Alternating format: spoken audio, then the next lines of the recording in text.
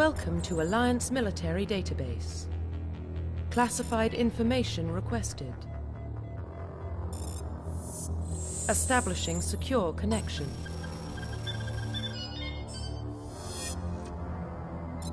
Secure connection confirmed.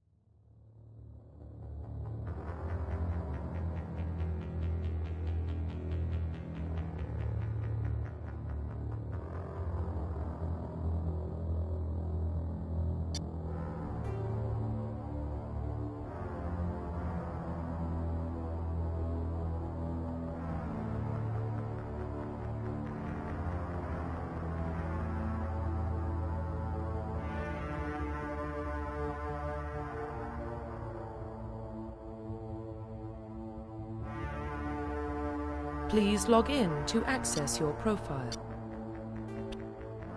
Please log in to access your profile.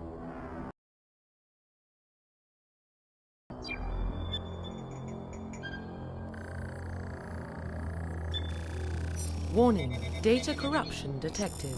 Please reconstruct profile. Confirm pre-service history.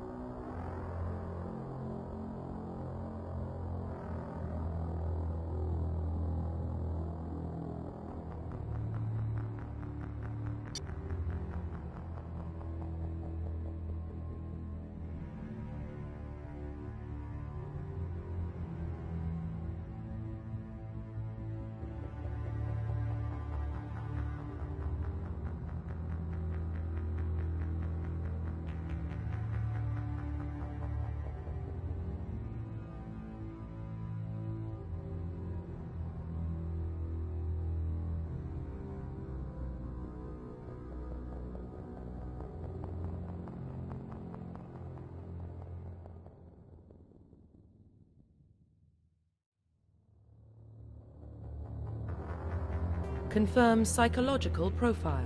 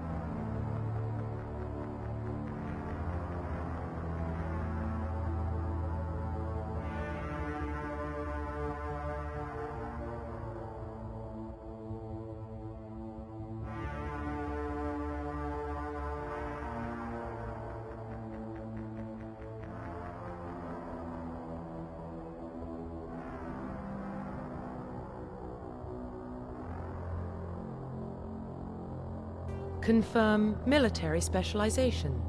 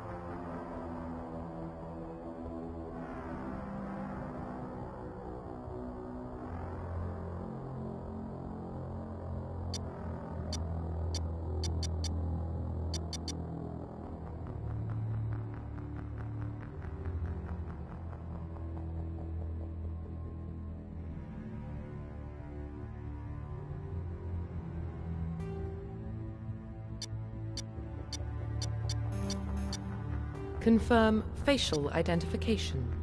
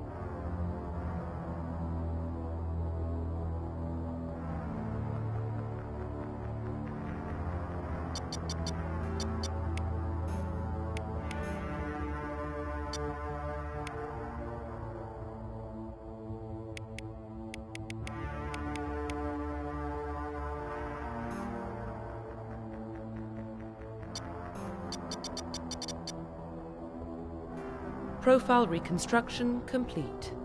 Identification confirmed.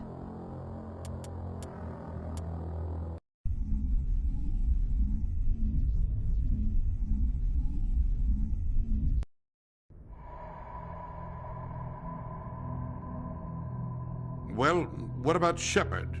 Earthborn, but no record of his family. Doesn't have one. He was raised on the streets. Learned to look out for himself. He got most of his unit killed on Torfin. He gets the job done, no matter what the cost. Is that the kind of person we want protecting the galaxy? That's the only kind of person who can protect the galaxy. I'll make the call.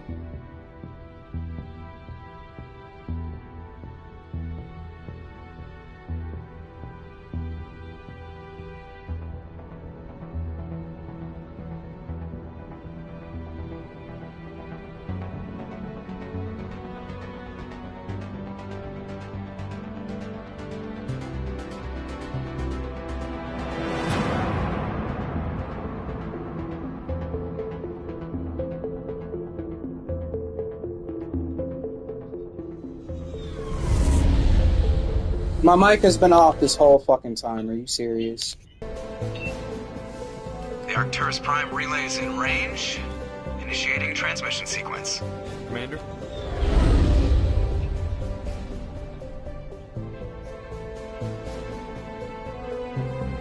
We are connected. Calculating transit mass and destination. The relay is hot, acquiring approach vector. All stations secure for transit.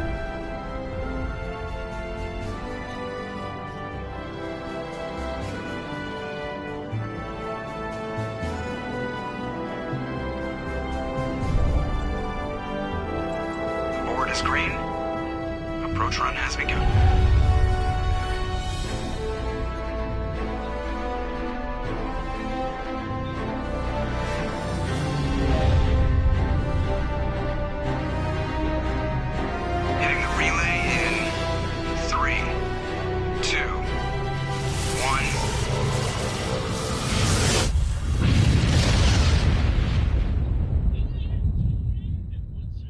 Thrusters, check. Navigation, check.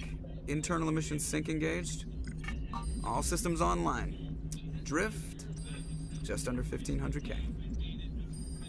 1500 is good. Your captain will be pleased. I hate that guy. Nihilus gave you a compliment. So you hate him.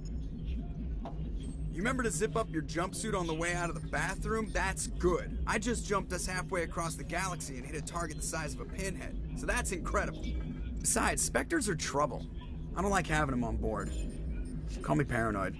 You're paranoid. The Council helped fund this project. They have a right to send someone to keep an eye on their investment. Yeah, that is the official story. But only an idiot believes the official story.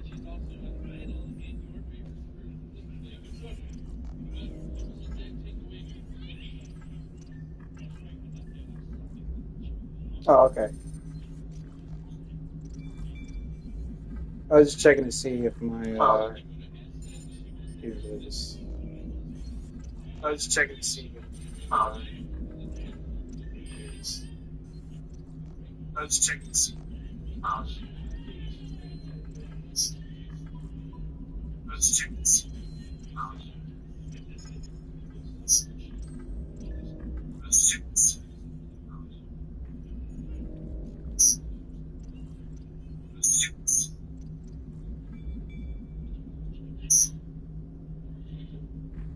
Alright, there we go.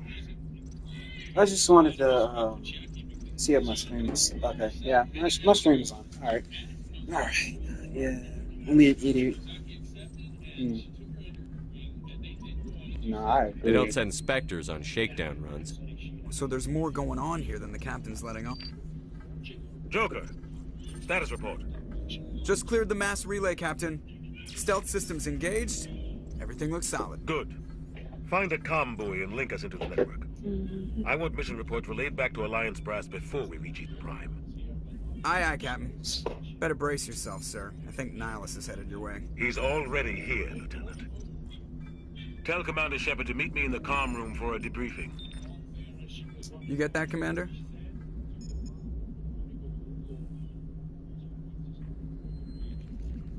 I'm on my way. Is it me or does the captain always sound a little pissed off? Only when he's talking to you, Joker.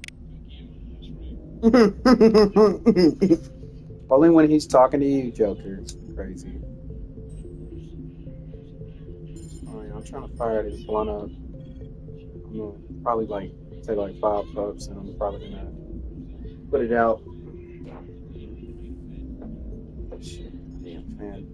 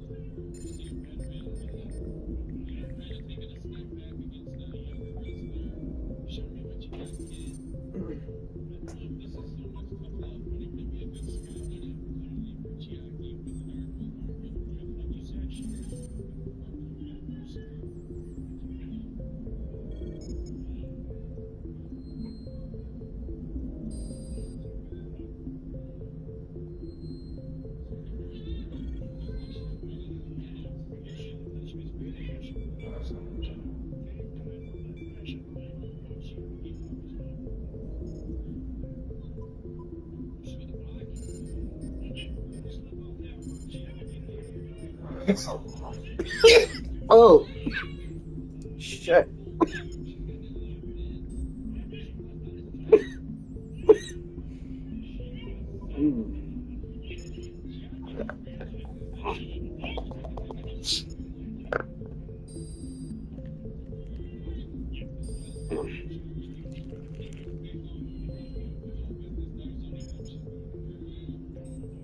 Alright. I think I'm ready. Alright.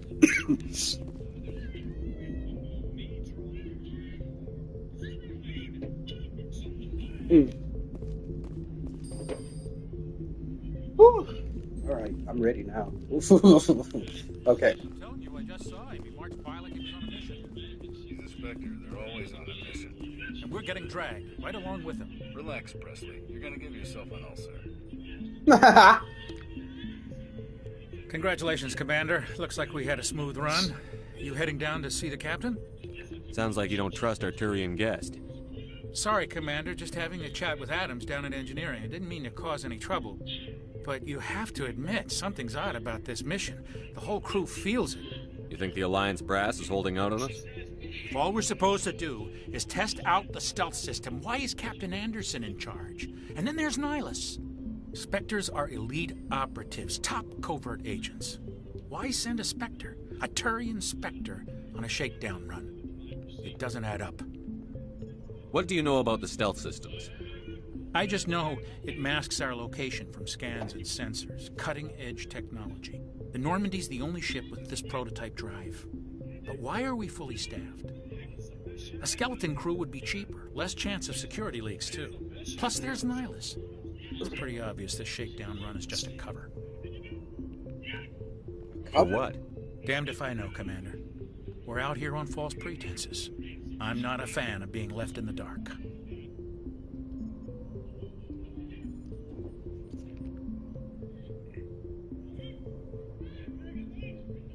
Do you have a problem with the captain? No, sir. But I can't figure out what he's doing here. Captain Anderson is one of the most decorated Special Forces officers in the service. If he melted down all his medals, he could make a life-size statue of himself. You don't send a soldier like that on a do-nothing mission. He's treating this shakedown run too seriously. Something big is going on.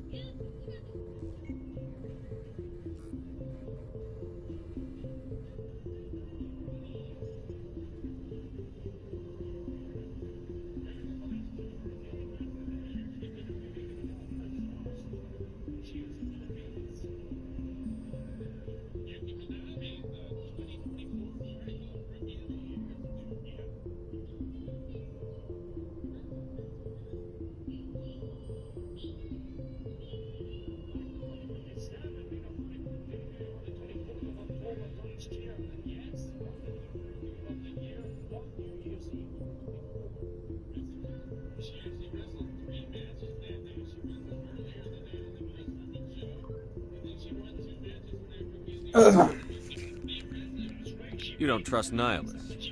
I don't like Turians in general. It runs in my family. My Wow. grandfather fought in the first So contact war. so just A lot of casual friends when the Turians racism. hit us.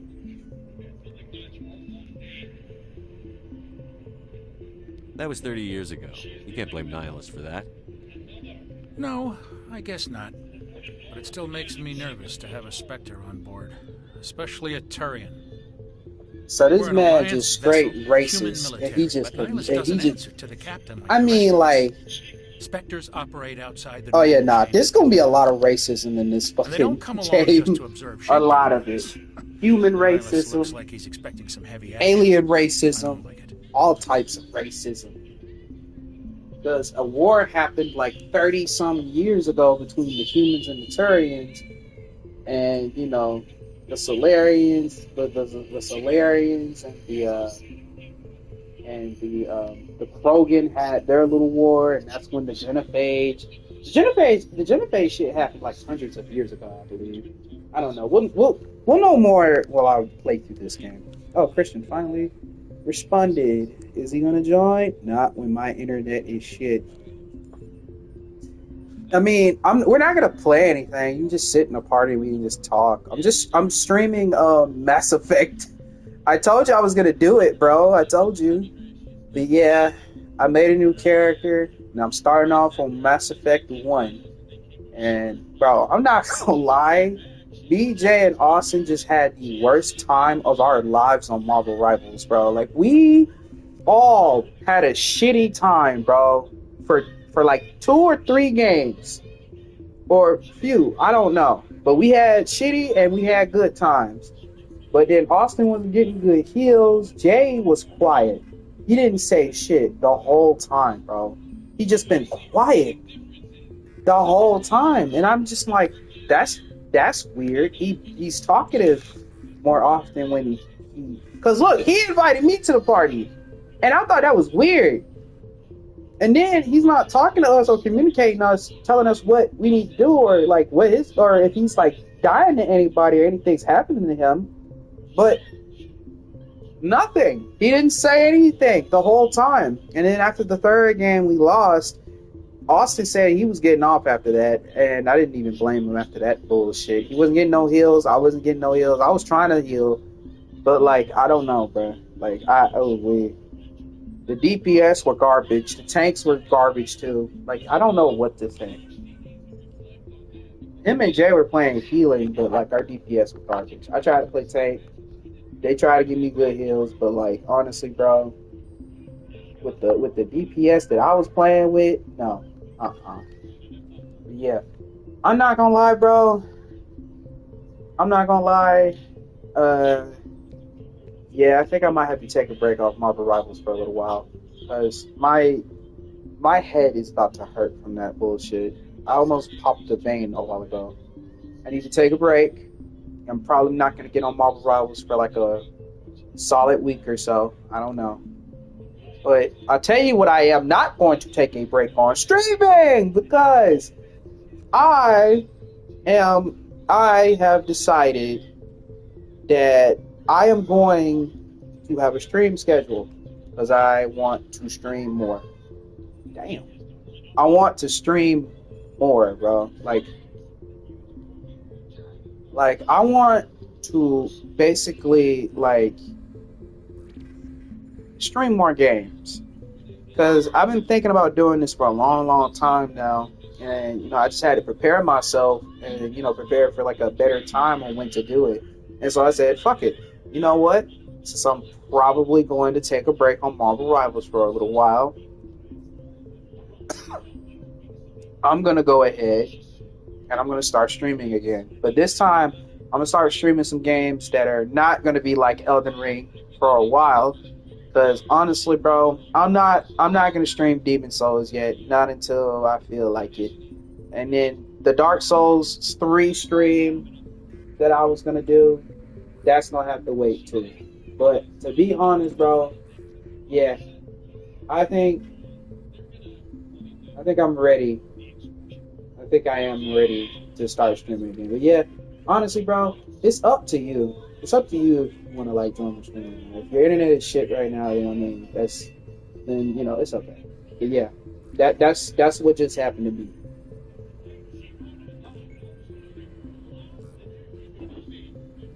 Yep, what I said was true, y'all.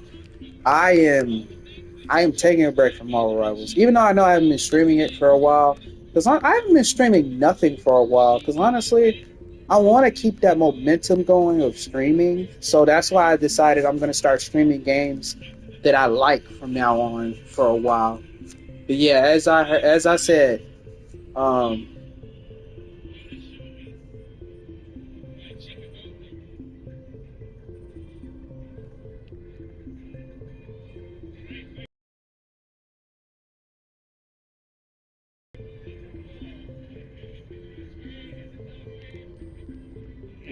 okay, just do your job.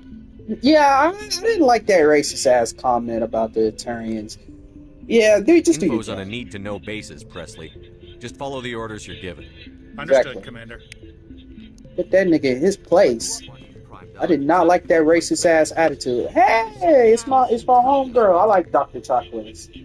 What do you think, Commander? We won't be staying on Eden Prime too long, will we? I'm itching for some real action. I sincerely hope you're kidding, Corporal. Your real action usually ends with me patching up crew members in the infirmary.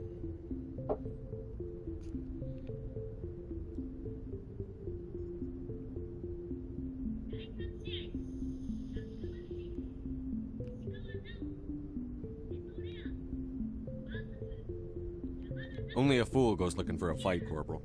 Sorry, Commander, but this waiting's killing me. I've never been on a mission like this before, not one with a Spectre on board. You'll do fine. Just treat this like every other assignment you've had and everything will work out. Easy for you to say. You proved yourself on Torfin. Everybody knows what you can do. This is my big chance. I need to show the brass what I can do.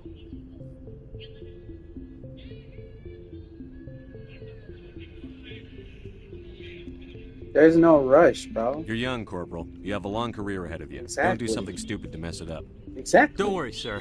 I'm not going to screw this up. What y'all think about What can you Nihilus? tell me about Nihilus? Turians are generally well respected by the other species. Their fleet has more patrols protecting Citadel space than any other. They don't always get on well with us, though. Some people find them too rigid. Others still blame them for the First Contact War. As for Nihilus, I haven't said more than 2 words to him. He usually only speaks to the captain. I hope we get a chance to see him in action. I heard Nihilus took down an entire enemy platoon all by himself.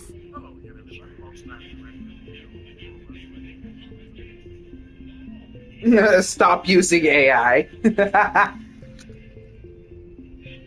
I hate niggas that speak in the comment about AI and shit.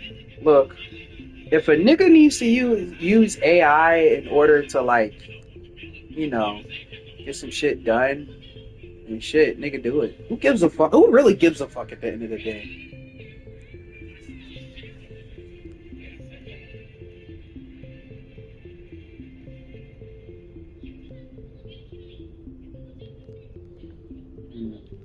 What do you know about the Spectres? Only what I've heard. Spectre agents work directly for the Citadel Council. They usually work alone or in small groups. Spectres don't have any official power, though. Basically, they're a shadow organization with a mandate to preserve and protect galactic stability. Protect it at any cost. Don't forget that part.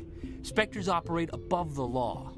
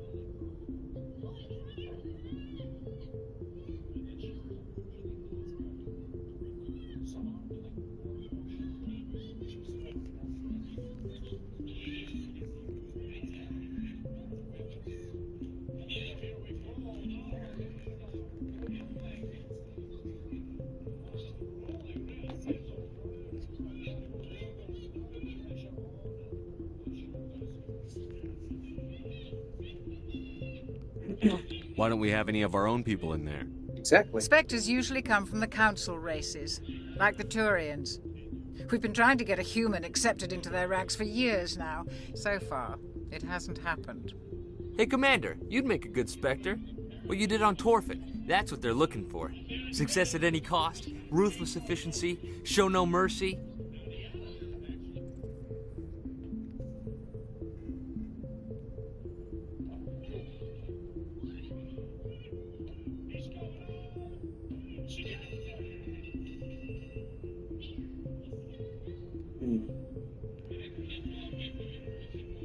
I'm not a monster. I could do that. Sounds like my kind of job. Exactly. This is all just wild speculation. The Spectres aren't interested in recruiting humans, no matter how capable. How do you control agents with unlimited power? I suppose the Council could revoke the Spectre status of an agent who got out of hand. At that point, Citadel Security Services would take over. Those C-Sec grunts wouldn't stand a chance. The Spectres were 20 ordinary soldiers. The Spectres police themselves. An agent goes rogue, they send another agent to take him down. That's Spectre justice. The Corporal's confusing romantic legends with reality, Commander. How do you control agents with unlimited power? Oh shit, I just asked the same question. The Corporal's confusing romantic legends with reality. The captain's waiting for me. Goodbye, Commander. Yeah, it was cool talking to them. There he is. Nihilus. Commander Shepard, I was hoping you'd get here first. It will give us a chance to talk. The captain said he'd meet me here. He's on his way. I'm interested in this world we're going to. Eden Prime. I've heard it's quite beautiful. Mm-hmm. So what? Beyond beautiful. I wouldn't know. I wouldn't know. I've never been there. But you know of I've it. never been there. It's become something of a symbol for your people, hasn't it? Proof that humanity can not only establish colonies across the galaxy, but also protect them. But how safe is it, really?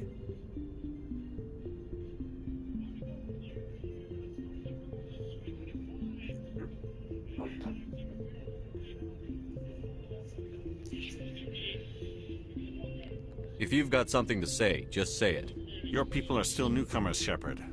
The galaxy can be a very dangerous place. Is the Alliance truly ready for this? I think it's about time we told the commander what's really going on. This mission is far more than a simple shakedown run. That's obvious. I already figured that out. We're making a covert pickup on Eden Prime. That's why we needed the stealth systems operational. Why the secrecy? There must be a reason you didn't tell me about this, sir. This comes down from the top, Commander. Information strictly on a need-to-know basis. A research team on Eden Prime unearthed some kind of beacon during an excavation. It was Prothean. Prothean? I'm gonna put this out, y'all. Okay, it's out. It's out. Alright, we save this for tomorrow.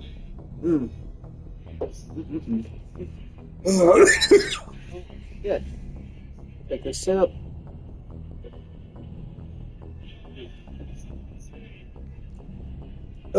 I thought the Protheans vanished 50,000 years ago. Their legacy still remains. The mass relays, the Citadel, our ship drives. It's all based on Prothean technology. This is big, Shepard.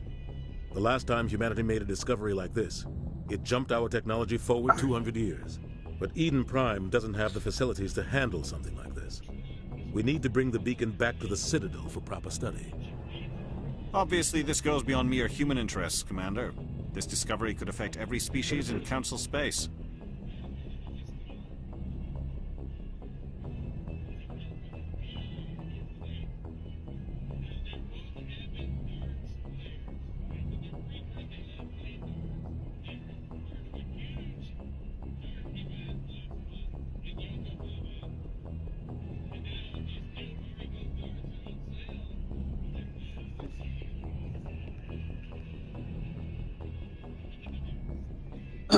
Why did we tell the Council? Why didn't we keep the beacon for ourselves? You humans don't have the best reputation. Some species see you as selfish, too unpredictable, too independent, even dangerous. True. Sharing that beacon will improve relations with the Council. The beacon is not the only... Nihilus wants to see you in action, Commander. He's here to evaluate you. Wow. What's going on, Captain? The Alliance has been pushing for this for a long time. Humanity wants a larger role in shaping interstellar policy. We want more say with the Citadel Council. The Spectres represent the Council's power and authority. If they accept a human into their ranks, it shows how far the Alliance has come. I was impressed when I studied the reports from Torfin.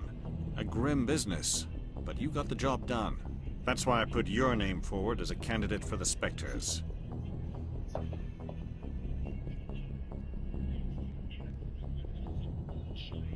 Why would a Turian want a human in the Spectres? Not all Turians resent humanity. Some of us see the potential of your species. We see what you have to offer to the rest of the and this galaxy. is exactly why I like the Turians. The Turians are the best It's people rare to find an individual with the in skills the we seek. entire Mass I don't Effect care that universe. you're I human, don't care. I only I care love that you can do the Garrus, job. okay? And I love that one Turian girl from Andromeda. I liked her. I tried to romance her. I didn't get to see the end of that romance stuff, but still. She was more like a tomboy. I'm definitely gonna stream Andromeda. That's gonna be fun. I'm not gonna lie. Streaming Andromeda is gonna be fun as hell. Because I'm not gonna lie, like the glitches are so fucking funny. I can't lie. They are funny, and streaming that's gonna be a blessing. So yeah, but that's gonna come later down the line. Not after this. After this, I'm probably. Oh, let me see. I'm probably going to be streaming either Witcher 3 or Grandia. It depends. To be honest, I'm going to stream Witcher 3. Because honestly, I remember beating it and I got the bad ending. And I was so upset. I was so mad. I was like, what, 15 or 16 when I beat that game? I was so mad, bro. And I did not know.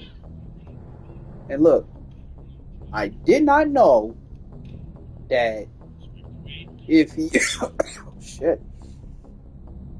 I did not know that if you fuck, I don't forget what I was talking about. Never mind. What's the next step? Just tell me what I have to do.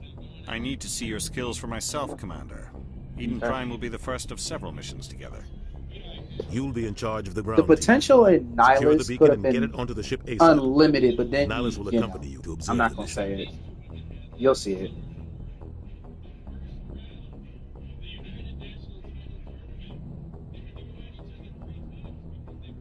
Y'all gonna see soon. I'm sorry, I'm putting on some lip balm. My fucking lips are dry.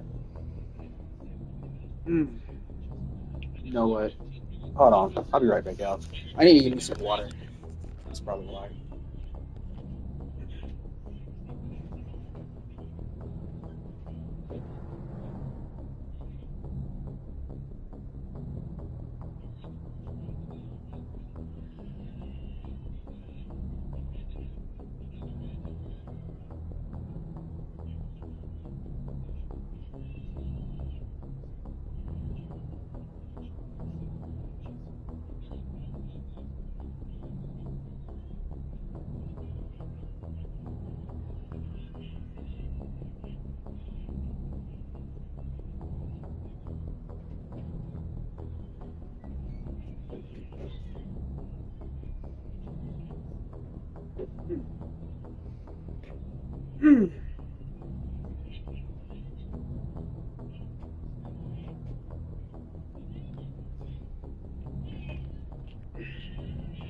Oh.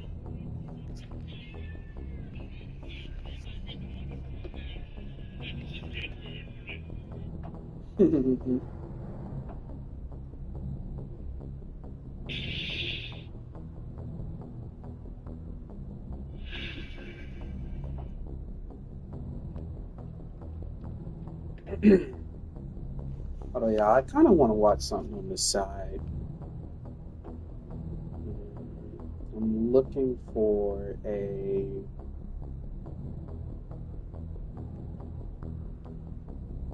You know what? I'll watch this.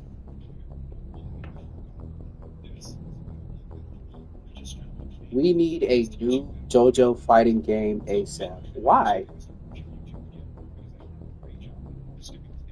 What's wrong with the one we have? You know what? It needs a sequel. That's probably why they remastered it. We're probably going to get a new JoJo's Bizarre Adventure All-Star Battlestar sequel game maybe in the future. I hope so. I like it. I'm probably going to stream that too, but I don't know. I don't know if I'm going to stream get my ass whooped every time by Jonathan, bro. That shit is oof. Jonathan is a beast in that game, bro. Haman is just broken in that game. Like if you breathe while getting attacked, it does not stagger you. You take damage, yes, but like I don't know, it's stupid. Wrestling fans know we talk about wrestling on this channel, so I appreciate it if you enjoy the content on this channel. If you hit that like button, you know, the YouTube thing, we all do it. It's great, whatever. Moving on. So, the Okay, big let's four investigate. in New Japan. What do you know or about the the big Protheans? three, typically in New Japan. Just what they taught us in school. Been around for a long time. They were a A lot technologically of big advanced green species that combinations ruled the over the galaxy years, 50,000 years Musketeers, ago. of course. Then they vanished. We now Nobody have really the- knows what they how or tried to why, though I've manufacture heard an array plenty of of Three theories. Musketeers.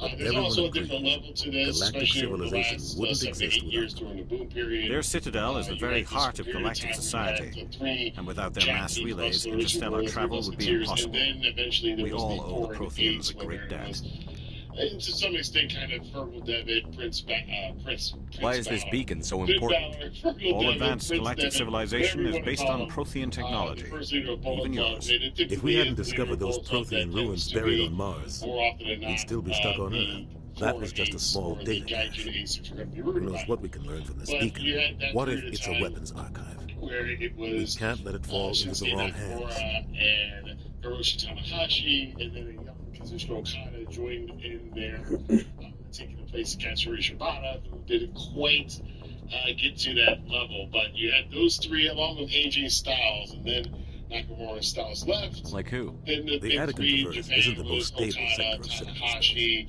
There are and then plenty of Tetsuya raiders and criminal Naito, groups active in the along region. with They Kenny might figure a Omega. Prothean beacon Later on, is Jay worth the White risk would of be part attacking of an that Alliance group, ship. and Plus, Eden Prime numbers is right would on the come border in of the and out Terminus it system. as time went on, but you The always Attican kinda Traverse had is under that Citadel 4-3 protection. Japanese If the Terminus systems wrestlers attack, and it's an act the of war. 4 and 8. Technically, yes. Modern day But some of the Japan in species from Terminus 2025 might be willing to start is a war set with over lot this. of bad luck. It's The been last thing 5 the Council years wants now is to get since dragged the into a boom major last conflict with the period Terminus ended, systems. and it doesn't We seem have to like keep it's this been that low-key. long, but it has been that Why is this long. beacon And so in that important? time period, since All the advanced pandemic galactic and civilization is some based of on the Prothean not so technology, great decisions even like the yours. torture If we and hadn't some discovered those title Prothean run, ruins buried on Mars, these we'd problems still be kind stuck of on mounted Earth. up, and That was just a eventually small it data turned cache. out to be that Who knows what New we can learn Japan from this didn't have beacon? What if a it's big a three. weapons In fact, archive? currently right now, We can't let it fall officially, I into the don't wrong think you can hands. say they have a big three.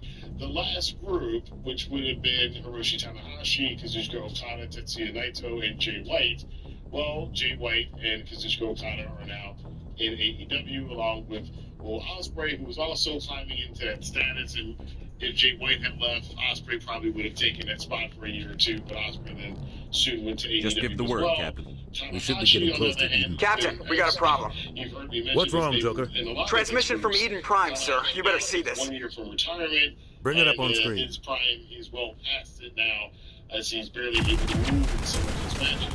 It's United, unfortunately, with a lot of injuries. Get down! His legs, his arm, his back, and of course his infamous problem with his eyesight.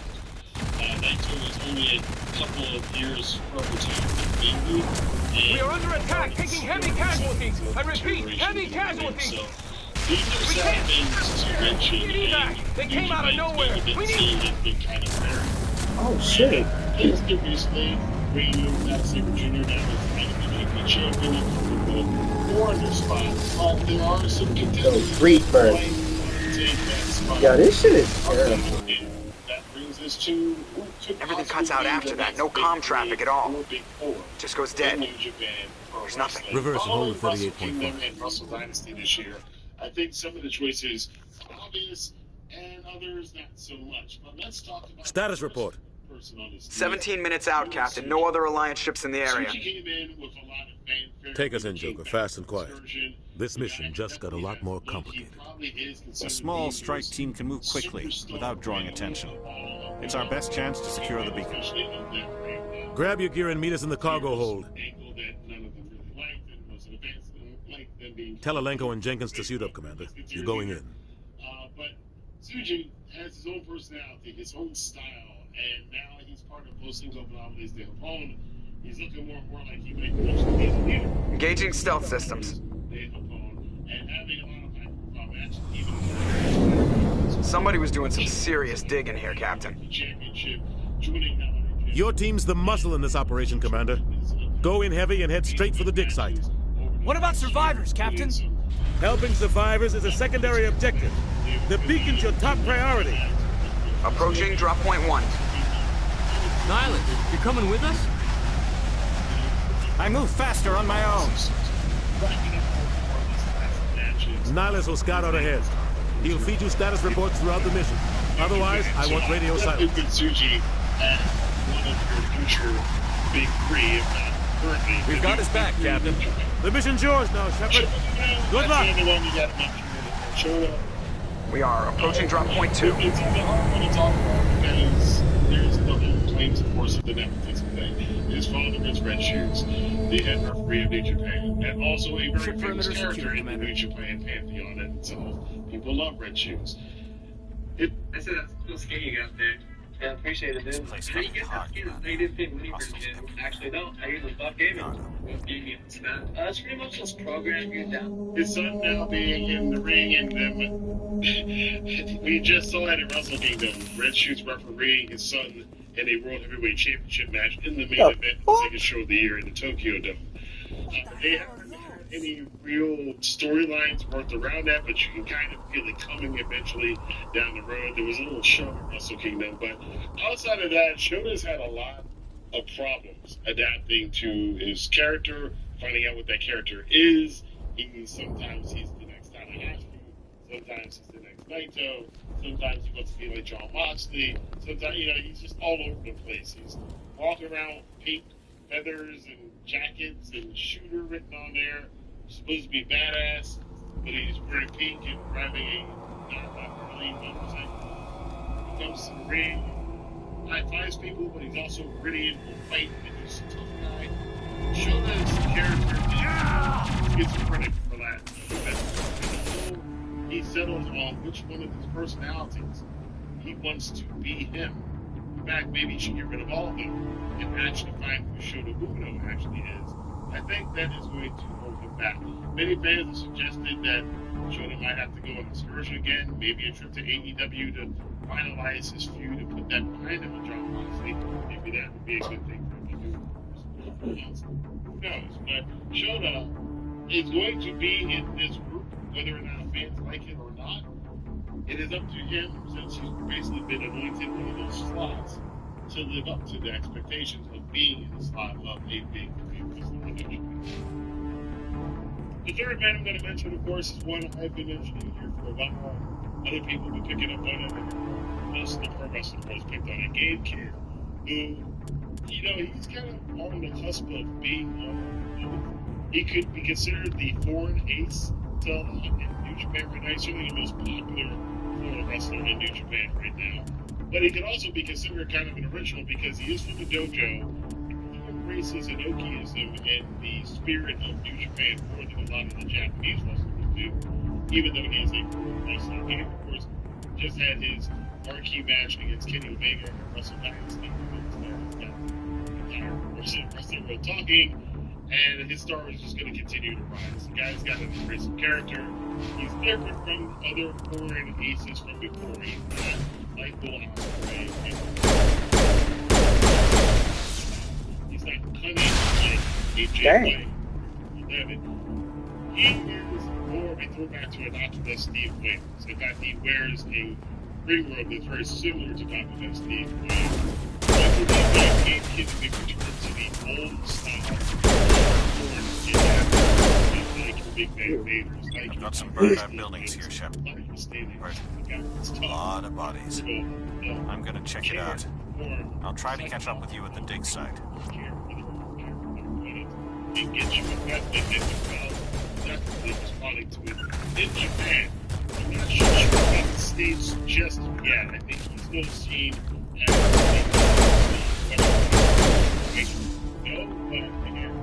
as the reason they had this match for Omega Wrestle Dynasty. I think that's what changed. Ashley Williams. I'm letting y'all know right now, I do not like this bitch. I do not like Ashley Williams. She sucks as a character. You'll know. The hell? Jesus. Right now, Gabe Kidd, I think, knows that his meeting picture with the fans for years. Time will tell if he's going to the Bullet Club. So people feel that David Finley maybe he's on his way out the door. Maybe he's headed to WWE. Family does leave Gabe Kidd in charge of Bullet Club. We already saw he had this kind of Kenny Omega Young Bucks relationship with Philip.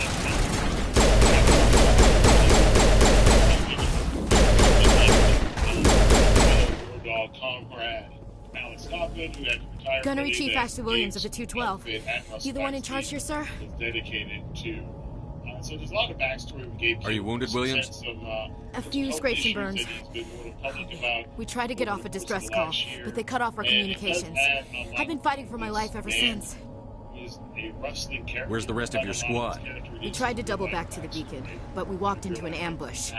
I don't think any of the others... I think I'm the only one left. Any idea what kind of enemy we're facing? I think they're Geth. The Geth haven't been seen outside the Veil in nearly 200 years. Why are they here now? They must have come for the beacon. The dig site is close, just over that rise. It might still be there. If he's going to be able to fill that kind of spot and being a member of the House of Torture the way he was, and even though evil is now gone, the House of Torture is still kind of around. And I see no signs of Ren Narita changing up anytime soon. But even when he's not wrestling total BS interference matches in New Japan, his matches aren't all that exciting right now.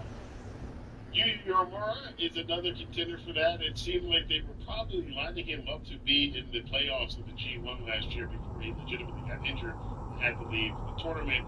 He does have a fair amount of fan support, so I'm considering that to be a big question mark whether or not he's going to be able to ascend up. He's got some road to travel in order to get there. There's a couple. You're coming with us, Williams. We need that beacon. Aye, aye, sir. It's time for payback. Describe what happened leading up to the attack. We were sent out a couple of nights ago from the main colony to secure the area. It seemed like a routine patrol until the Geth hit us. We never knew they were coming. To also work alongside of his work at AEW in New Japan Pro Wrestling, so you'll be seeing a lot more of Takeshita. What happened to the researchers at the dig site? I don't know. They set up camp near the beacon. The 232 was with them. Maybe their unit fared better than mine.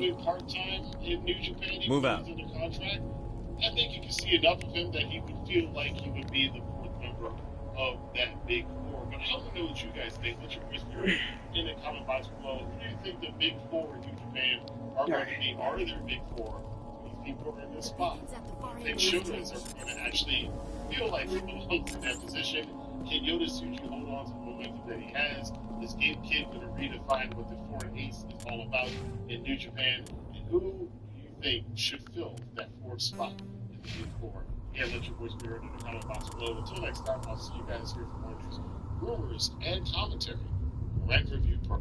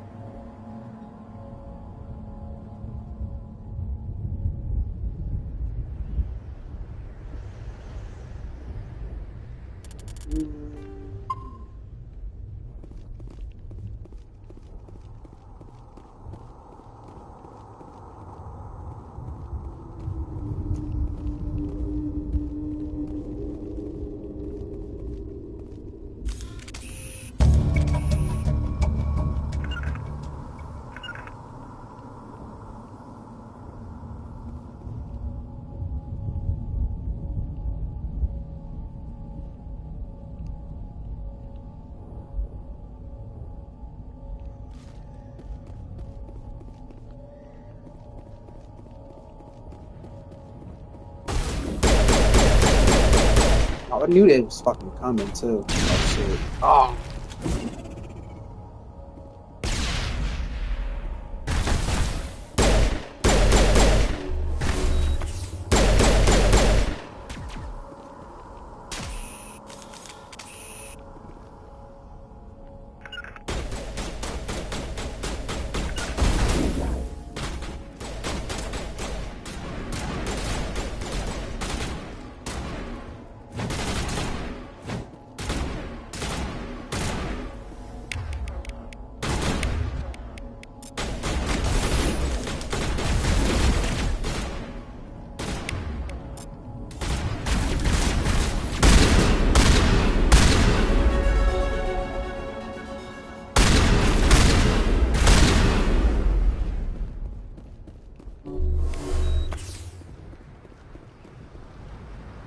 This is the dig site.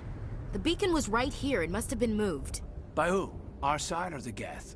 Hard to say. Maybe we'll know more after we check out the research camp.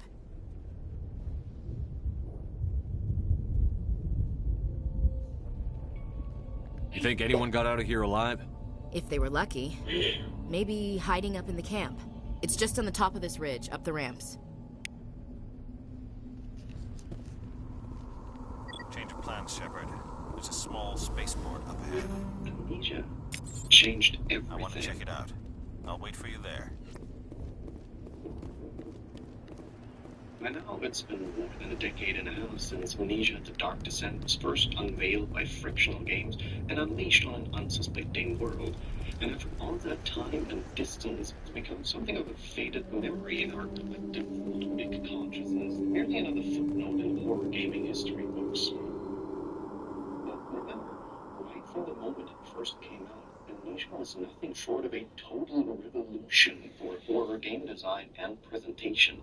Not to mention how its instant virality and the near simultaneous explosion of YouTube as a platform for user-generated video made horror games more of a shared experience than ever before, which helped give rise to the video game content creator as a real-deal creative profession.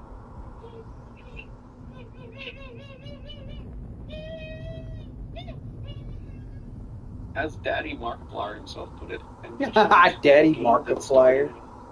And if you recall, a long time ago, Looks like they hit the camp hard. about a year and a half ago, It's a good I place for an started ambush. my Keep YouTube your channel guard up. by playing Amnesia: The Dark Descent. So to be here now, it's kind of like a coming of Oh age boy. thing. Not the Oh husk. god, they're still alive. Excited to be playing this because I swear. What did the Geth do to them? I love horror games. And like, launched me into YouTube and dedicated to making videos. So that gave us the overall.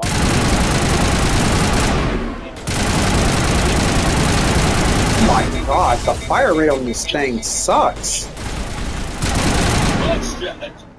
It's not the fire rate, it's the spread. What the fuck was that? I'm not using this assault rifle. Hell no. Here had arrived a gold uncover that would totally append almost every single best practice and bit of conventional wisdom about horror game design. The early 2010s were moving through the big hitters and success stories of the horror genre. All seemed to prove that a compulsive combat system or engaging shooting mechanics were essential. Humans, thank the Maker. Hurry, close the door before they come back. What are you doing here? I'm Dr. Warren. I was in charge of this excavation. We hid in the shed during the attack. They must have come for the beacon. Luckily, it wasn't here. It was moved to the spaceport earlier this morning. Manuel and I stayed behind to pack up the camp. When the attack came, the Marines held them off long enough for us to hide. They gave their lives to save us. No one is saved. The age of humanity is ended. Soon, only ruin and corpses will remain. What's wrong with your assistant? Manuel has a brilliant mind, but he's always been a bit unstable. Genius and madness are two sides of the same coin. Is it madness to see the future? To see the destruction rushing towards us? To understand there is no escape? No hope? No. I am not mad.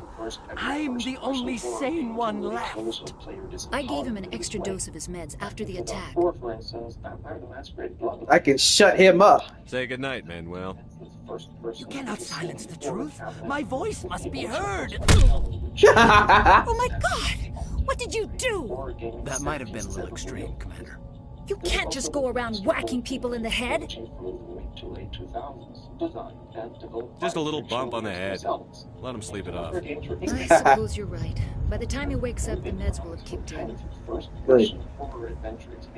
Now. What else can you tell me about the attack? It all happened so fast.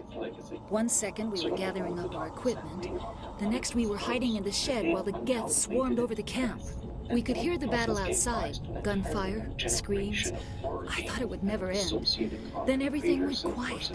We just sat there, too afraid to move, until you came along. The story why this series is so essential for anyone who enjoys horror games and for horror storytelling in general. Because Amnesia didn't just pioneer a new direction for horror gaming writ large. The series is, like so much modern horror fiction, hugely indebted to the works of the trailblazing American author H.P. Lovecraft, the granddaddy of the cosmic horror genre. It's even in the very bones of the game itself, with frictionless HPL engine powering all 4 Amnesias and Zone to boot.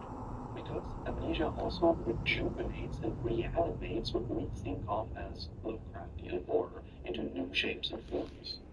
The mind-bending excellence that results is the ultimate proof that this genre has so much more to offer than just pulsating squid beasts, writhing tentacles, and showering sharks. This is something I already touched on in my Still Wakes the Deep video, which is a game that shares plenty of narrative and gameplay DNA with the Amnesia series, but we'll get into that in a bit. Amnesia is in many ways both a revival and a thorough reinvention of the writings of H.P. Lovecraft, taking the core themes, wrapping them in new fictional framings, and creating its very own and very modern philosophy of cosmic horror. In my humble opinion, this series easily ranks among the best works of Lovecraftian fiction ever conceived, and is absolutely right up there with Bloodborne and Dark Corners of the Earth in terms of all-time greatest game adaptations. In addition to being engaging and absolutely terrifying to play through, Amnesia is also a highly cerebral series that takes some big swings at philosophy, human nature, and the limits and fallibilities of our own corporeal perception. And we'll get deep into that in this video. The games in the series are, each and all, more than worthy of standing as Lovecraftian successors in their own right.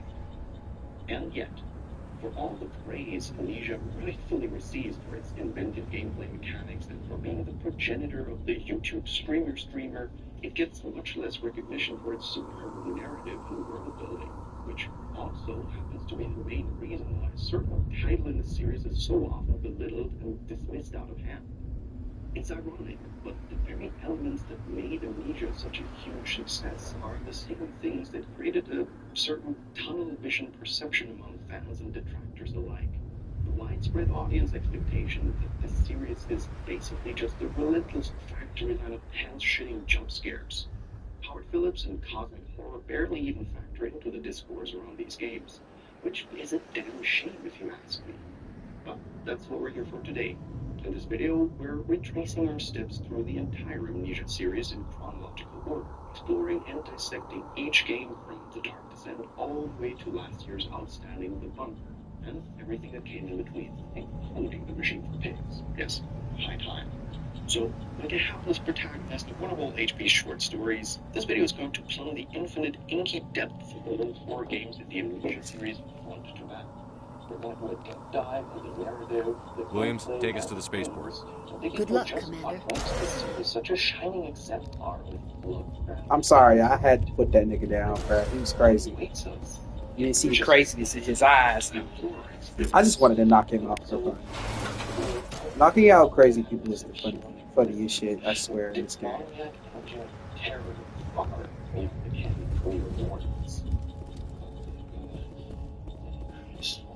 Is nice.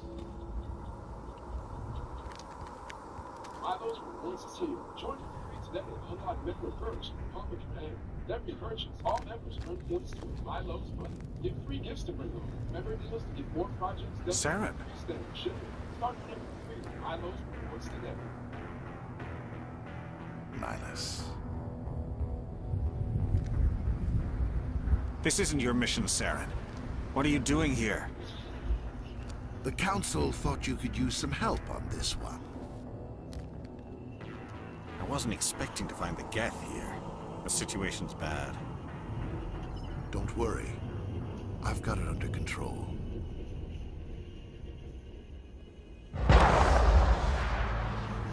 Oh, what is this?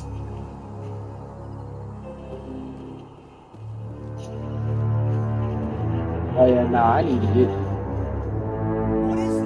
Off in the distance. This video, which is Factor 75. What's Factor? Well, I think we can all agree that days being like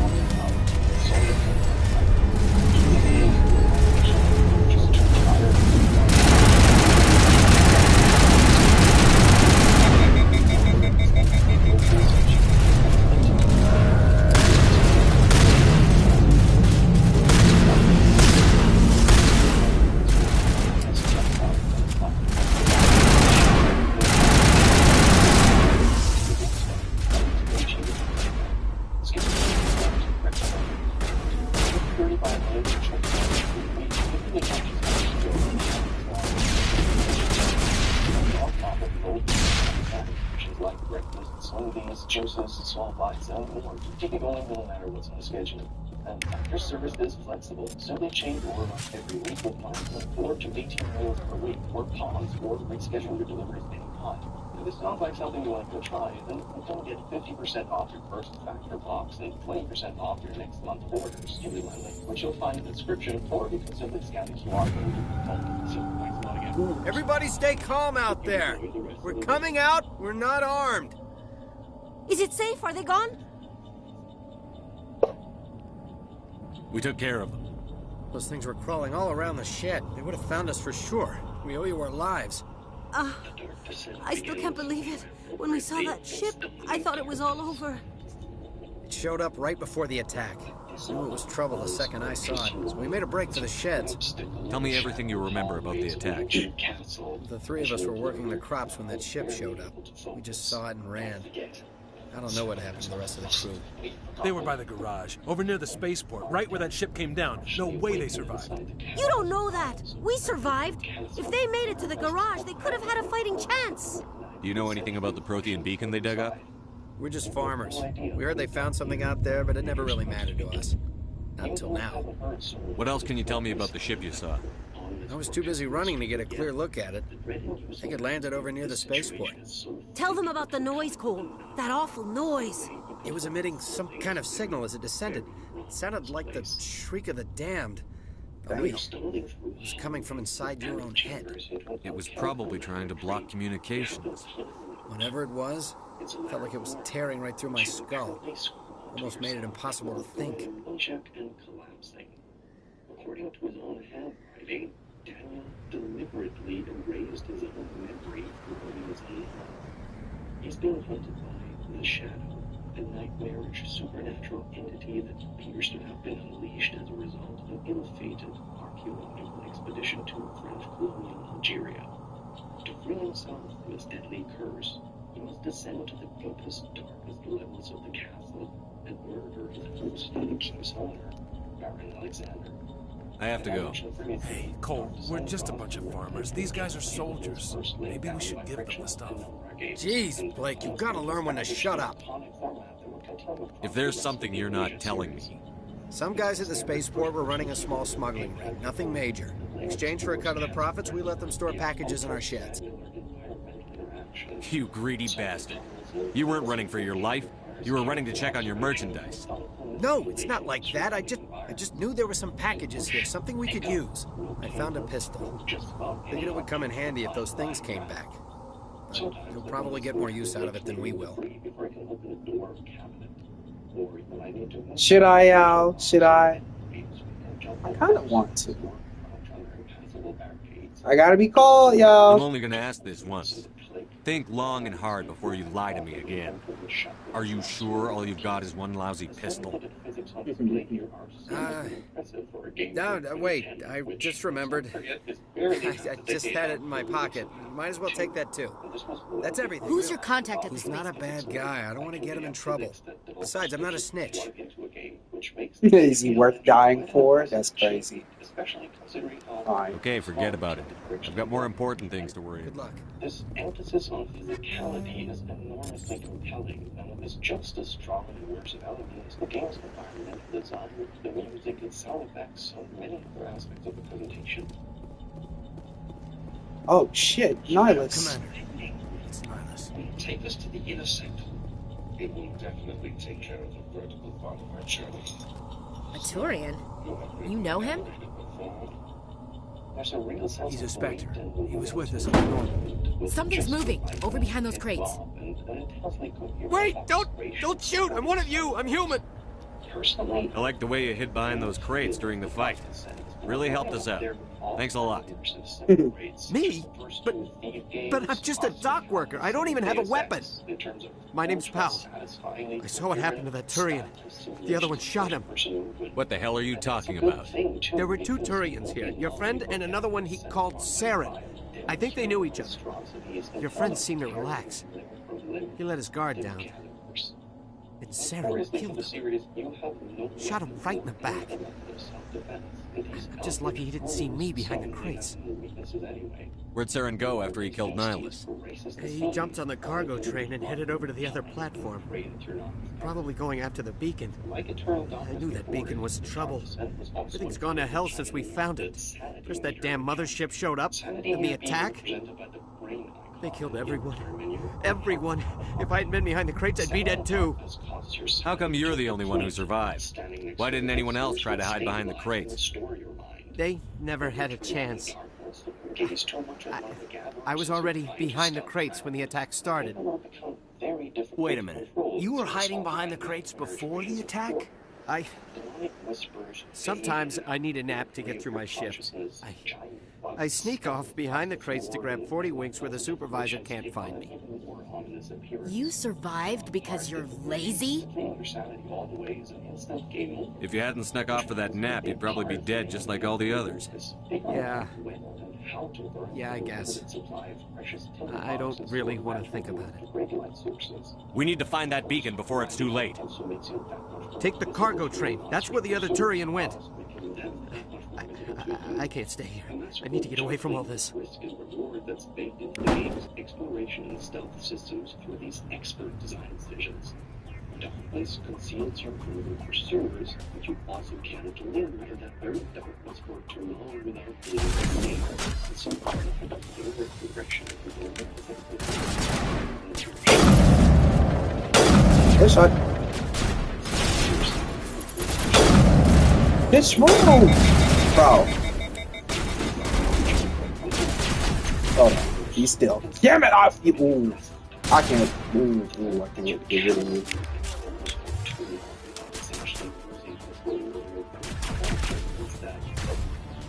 Y'all seen how she literally got in my way? Stole my kill? Nah.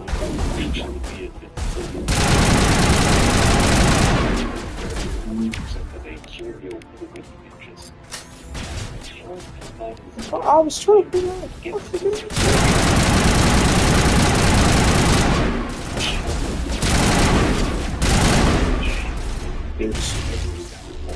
What the hell is that? Oh, that was a Geth Destroyer. I forgot how big the motherfuckers is. They're scary when they run up towards you. Hell no. What are they shooting at? I don't see nobody.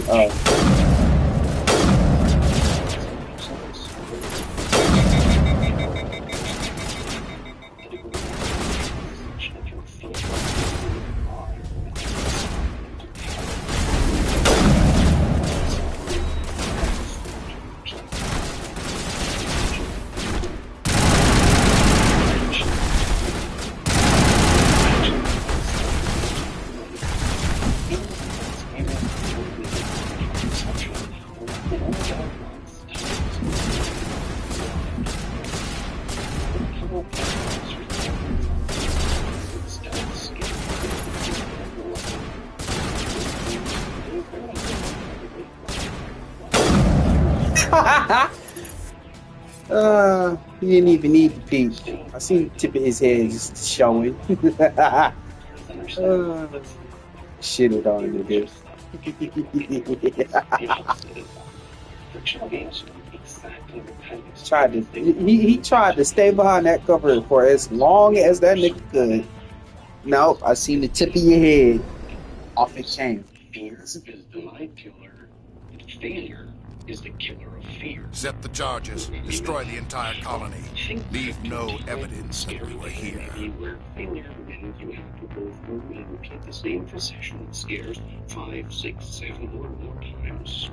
Once you've played and replayed and replayed once more, in a sense of horror, just totally conscious and makes way for living with mind-numbing frustration and annoyance. Failed too many times, and the artificial haunted house nature of the experience makes it impossible to keep suspending disbelief as you endure the same scripted events over and over again. Amnesia: Dark Descent, by design, consciously avoids this phenomenon from happening often, and it is written in a way that is rarely talked about.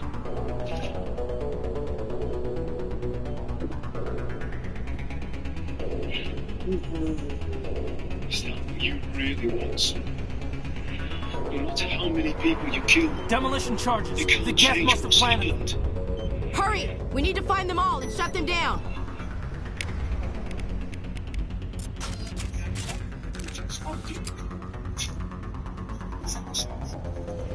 Not you. It was the brain.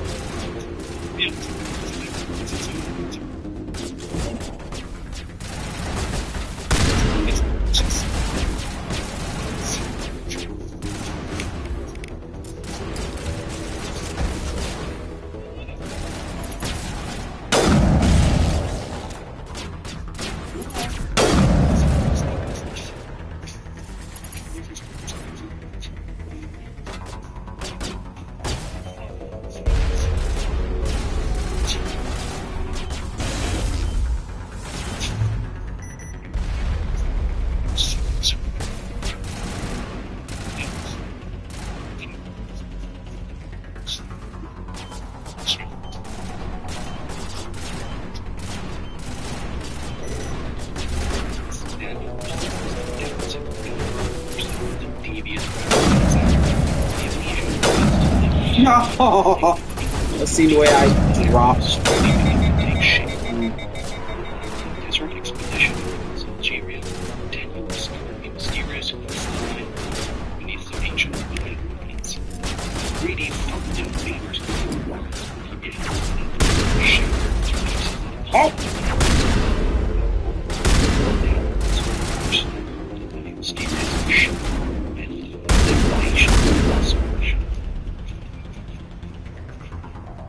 Killer through correspondence with the mysterious Prussian Baron Alexander Renenberg, but there was a potential instrument of salvation already at hand, the mysterious esoteric substance known as vitae. Through the ritual use of vitae, Daniel was able to enact warding magics that keep the shadow at bay and even potentially lift the curse. But everything comes at a cost. Vitae is nothing less than the innate spiritual essence of living creatures used as a stress response to fear and trauma. Basically, encourage cortisol. And only humans can use vitae as a quantity and quality to achieve that first experience. And so, in order to find those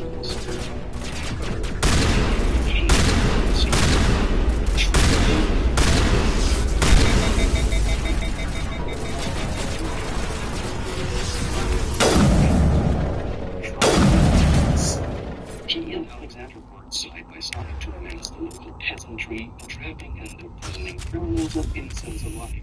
They would torture their victims for days on end in order to produce the necessary amount of vitae. Jesus. The process was complete. They would administer My God. forgetfulness. It's like someone dropped a bomb. Their victims' memories. That way, they could relive Right. the Geth ship all over again and begin the vitae production process anew. Baron Alexander is revealed to be not just a scheming, parasitic Yeah, nah, I think dude was right. Nobody survived that shit, bro. God masquerading as a human and enacting these soul-consuming torture rituals for centuries, all in the hopes of returning to his abyssal... Normandy, the beacon is secure. This is amazing. Actual working Prothean technology. Unbelievable. It wasn't doing anything like that when they dug it up. Something must have activated it. Roger, Normandy. Standing by. Imbibe the tonic of forgetfulness to wash away the memories of your deeds and look into the schemes. As you progress up the chasm intersect, you encounter the spirit of Shepard has no character in a fiction story. Shepard! No! Touch it! Too dangerous!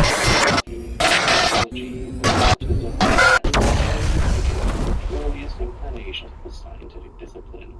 The pre-Renaissance discipline of alchemy was the first attempt by European thinkers to establish a fully systematized methodology of scientific inquiry and experimentation. Centuries before humanity had even the slightest inkling about the laws of motion. That gave us the principle of equivalent exchange, the notion that any act of recreation or expenditure of energy requires the transmission. We identified the ship that touched down on Eden Prime, the Normandy, a human alliance vessel. It was under the command of Captain Anderson. They managed to save the colony. And the This is the law of equivalent exchange. One of the humans may have used it. Age scholars who report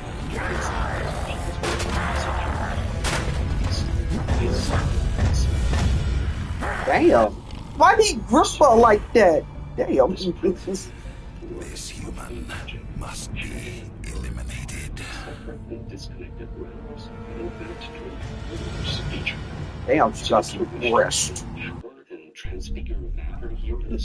Like, she has cleavage. Good lord. Yeah, they went in on a design on her. Lord have mercy. Dr. Chakwas, I think he's waking up. As one of the preeminent scholars of alchemy, the Agrippa... You had us worried there, Shepard. How are you feeling? Magician philosopher, the scientific and spiritual seeker who attempts to peel back the facade of the Gnostic demiurge and discover the truth of existence. Agrippa's presence here in the Dark Descent should give the attentive player some inkling about the game's core themes and just what kind of end awaits our hero. I asked Alexander what he meant when he said he could protect me. And he answered that things can be done, but at a price. Because Agrippa and Daniel and even Alexander are all drawn from the same classic Lovecraftian archetype, the kind seen in almost all of HP's greatest works and novels. They are the magician and the seeker, unconstrained by religion or mundane belief systems, who pursue ancient mysteries, forbidden knowledge, and esoteric powers. And of course, for almost all of Lovecraft's protagonists, this quest usually ends with the seeker being consumed by cosmic horrors far beyond mortal reckoning. The most merciful thing in the world, I think, is the inability of the human mind to correlate all its contents. We live on a placid island of ignorance in the midst of black seas of infinity, and it was not meant that we should voyage far. The sciences each straining in its own direction. How did I end up here? How long was I out? About 15 hours. Something happened down there with the beacon, I think. It's my fault. I must have triggered some kind of security field when I approached it. You had to push me out of the way. Where's the beacon now? What happened to it? The beacon exploded. A system overload, maybe. The blast knocked you cold. The lieutenant and I carried you back here to the ship. What's the damage, Doctor? Physically, you're fine. But I detected some unusual brain activity. Abnormal beta waves. I also noticed an increase in your rapid eye movement. Signs typically associated with intense dreaming. I saw... I'm not sure what I saw. Death? Destruction. Bro, this Shepherd looks depressed. Add this to my Why did I make him look so depressed? I'm not gonna lie. Captain Anderson. He lives a hard How's our life. XO holding Shit. up? I mean, he Well, has the to be readings look depressed normal. looking. Hatchet Commander's going to be fine. Glad to hear it. Shepard, I need to speak with you. In private. Aye, aye, Captain. I'll be in the mess if you need me. Sounds like that beacon hit you pretty hard, Commander. Are you sure you're okay? Please, I know you can. Don't worry, Daddy. It will be all right.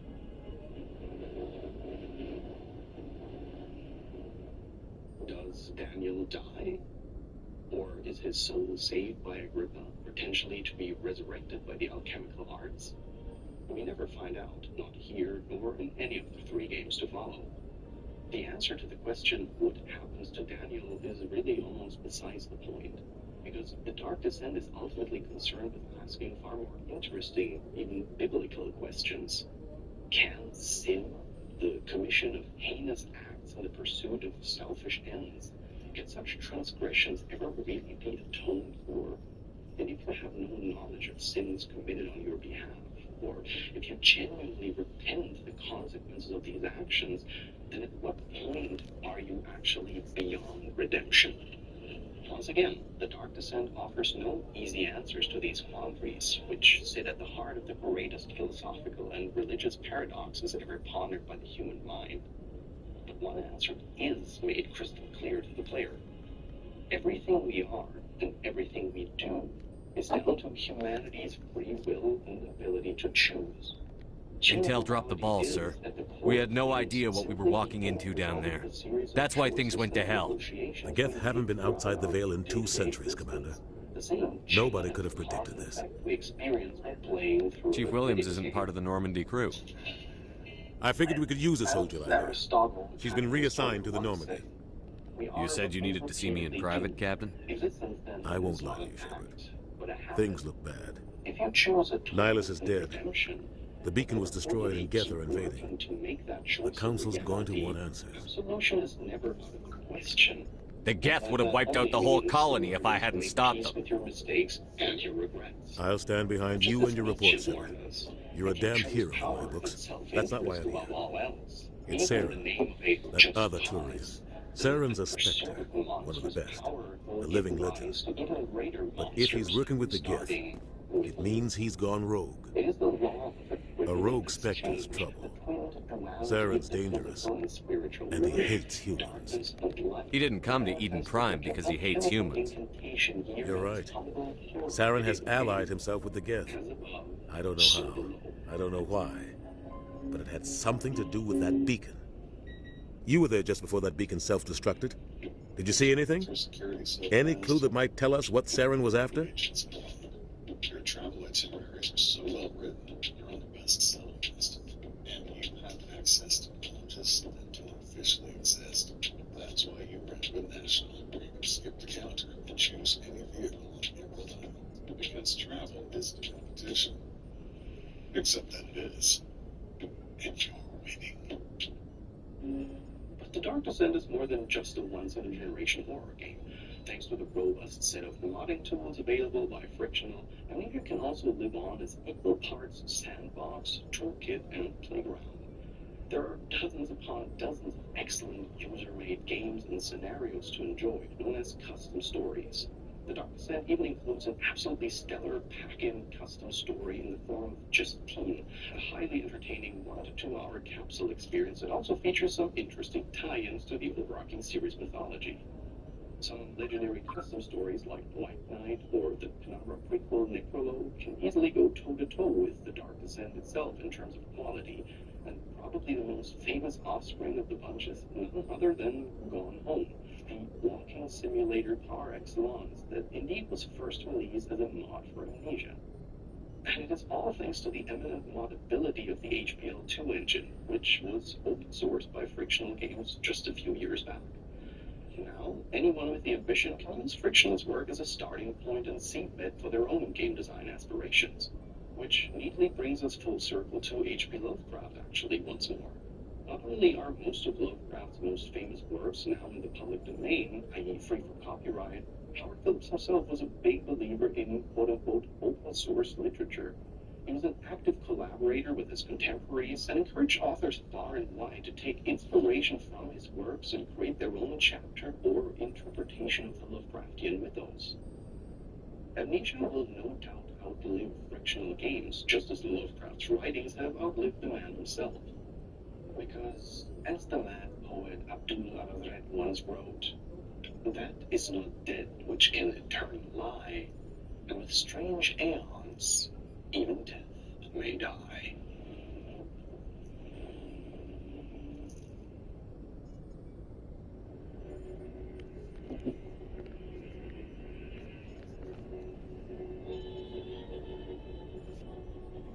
So, Frictional had just released a mega smash hit game that single-handedly revolutionized the horror genre writ large. Practically all of horror-dom was waiting for the sequel. Just before I lost consciousness, I had some kind of vision. It would have been the easiest thing in the world. A vision? A vision of what? I saw synthetics. Geth, maybe.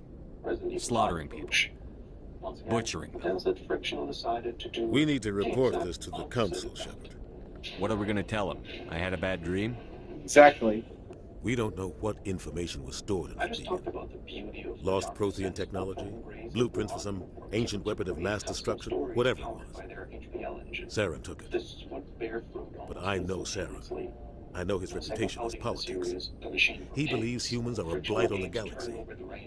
This attack was an act of war. He has the secrets from the beacon. He has an army of Geth at his command, and he won't stop until he's wiped humanity from the face of the galaxy. I'll find some way to take him down. It's not that easy. He's a Spectre. He can go anywhere, do almost anything. That's why we need the Council on our side. With the release of the critically acclaimed D-Redster, the often-maligned progenitor of the walking simulator genre. And in the years that followed the release of A Machine for Pigs, a consensus and backlash hardened. Well, it might be an okay story, but it's not a good game. The Chinese Room just made another walking simulator and slapped the Amnesia logo on it. And, you know, fair play and all that. I can even admit, in the time around the game's release, I was myself rather lukewarm on it for a while. That had a lot to do with the very tunnel-visioned expectations that were set on the game by an audience that was primarily motivated by Amnesia as the YouTuber Scream simulator, i.e., I had approached it with a completely false mindset and expectations and had kind of dismissed it out of hand for a long time. But it's high time to finally atone for this and finally engage with A Machine for Pigs on its own terms, because it is by far the most overlooked and wrongfully maligned game in the entire series. See, one of my core motivations to make this video in the first place was that, in my opinion, the Amnesia series is highly overlooked and underrated, and A Machine for Pigs was the first time that this became clear. And I know, you're gonna say, wait, Reinhardt, what? Amnesia, of all games, overlooked and underrated? Come on, the series is an absolute staple in horror gaming, sold millions of copies, and spanned a well-renowned franchise that spanned over more than a decade of gaming history. And rightfully so. My point is, as I mentioned earlier, that despite all its success, or rather, because of the way in which it was successful, namely as that game that we prove Saren's gone rogue, and the Council will revoke his Spectre status. I'll contact the ambassador. We should be getting close. Head up to the bridge and tell Joker to bring us into dock. Scares do I get out of it as the primary measurement for how good of an Amnesia game it is. And with that, I'm afraid the general expectations of this game specifically were missing the forest for the trees. Hey, Commander. I'm glad you're okay, Commander. The crew could use some good news after what happened to Jenkins. Jenkins was a valuable part of this crew. Part of me feels guilty over what happened. If Jenkins was still alive, I might not be here. You're a good soldier, Williams. You belong on the Normandy. Thanks, Commander. I Oh my appreciate that. god. The Amnesia game is absolutely bringing that same level of depth and brain-fuck twisted narrative brilliance to the table. Things were pretty rough down there. Excellent subject Are you okay? lore excavation. I've seen friends die before. Comes with being a Marine. But to see my whole unit wiped out, and you never get used to seeing dead civilians. But things would have been a lot worse if you hadn't shown up. We couldn't have done it without you, Williams. Thanks, Commander. I have to admit, I was a little worried about being assigned to the Normandy. It's nice when someone makes you feel welcome. Everyone on this ship has to do his or her part, Williams. Remember that. Understood, sir. Yes, Commander? Is there something? I should go. Goodbye, Commander. Glad to see you're okay, Commander. Yet, I've rarely seen amnesia storytelling being discussed and dissected so front and center. And it absolutely deserves it, because across the entire series, it's easily on par with Soma's narrative brilliance. And so, let's finally thoroughly rediscover the ugly duckling, a machine for pigs, and its absolutely galaxy-brain philosophical horror musings. Because more than any other title in the series, this game did not get the love that it would have deserved due to the audience and critics, as I said, tunnel-visioned expectations at the time. It was, pardon the pun, heroes before swine. See, ever since I covered Still Waits the Deep a few months ago with me by the same developer, the Chinese room, I've been itching to do a thorough retrospective on the machine for pigs, and thought long and hard about... Hey, Commander. Looking for some extra supplies before you head out? What have you got? Whatever you want. Well, as long as you don't mind. Why should I pay you? Hell, the licenses alone have set me back more than I'd like. But no license. Let's see what you've got. You bet, Commander. Oh, I can't buy shit right. I'm broke. Alright, let's go. I think I went the wrong fucking way.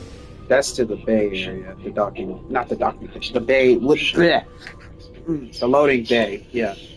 If you can play this game for yourself and have only ever absorbed the criticism through internet osmosis, then let me be the first one to tell you The Machine for Pigs is actually brilliant, and here's why. But seriously, despite all the somewhat overblown criticism this game has had to endure, The Machine for Pigs is an excellent continuation of the series.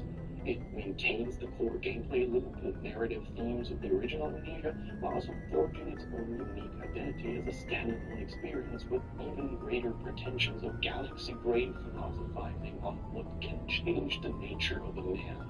It's true that this game does have a somewhat different feel than the first Amnesia. The mechanics have been streamlined and simplified, the sanity meter mechanics have been removed, and the inventory and tinderbox systems have been excised as well, since your lantern now has unlimited fuel. It's also quite a bit shorter, at only around half the runtime of the first Amnesia. But it's not all subtraction, because the presentation sees a serious upgrade here.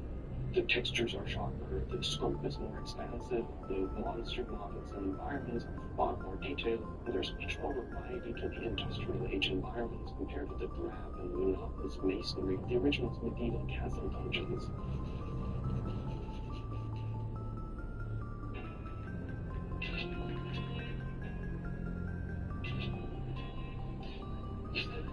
Now taxes is getting the TurboTax app.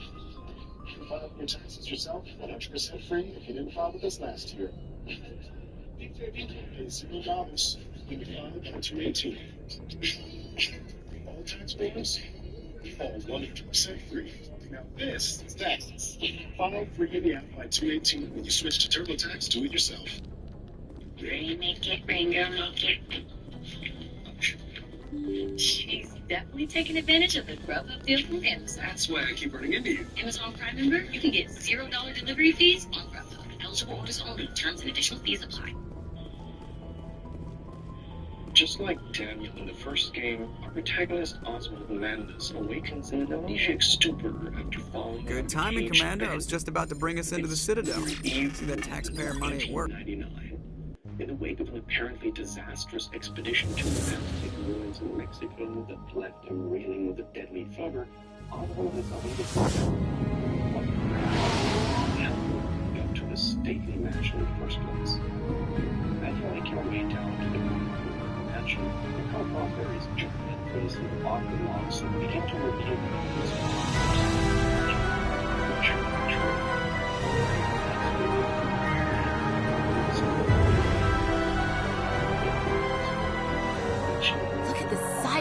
ship? The Ascension, flagship of the Citadel fleet. Well, sizes and everything. Why her eyes wide like that? I'm just saying, you need firepower. Why is her fucking eyes wide like that? Jesus. Look at that monster. Its main gun could rip through the barriers in any ship in the Alliance fleet. Good thing it's on our side, then.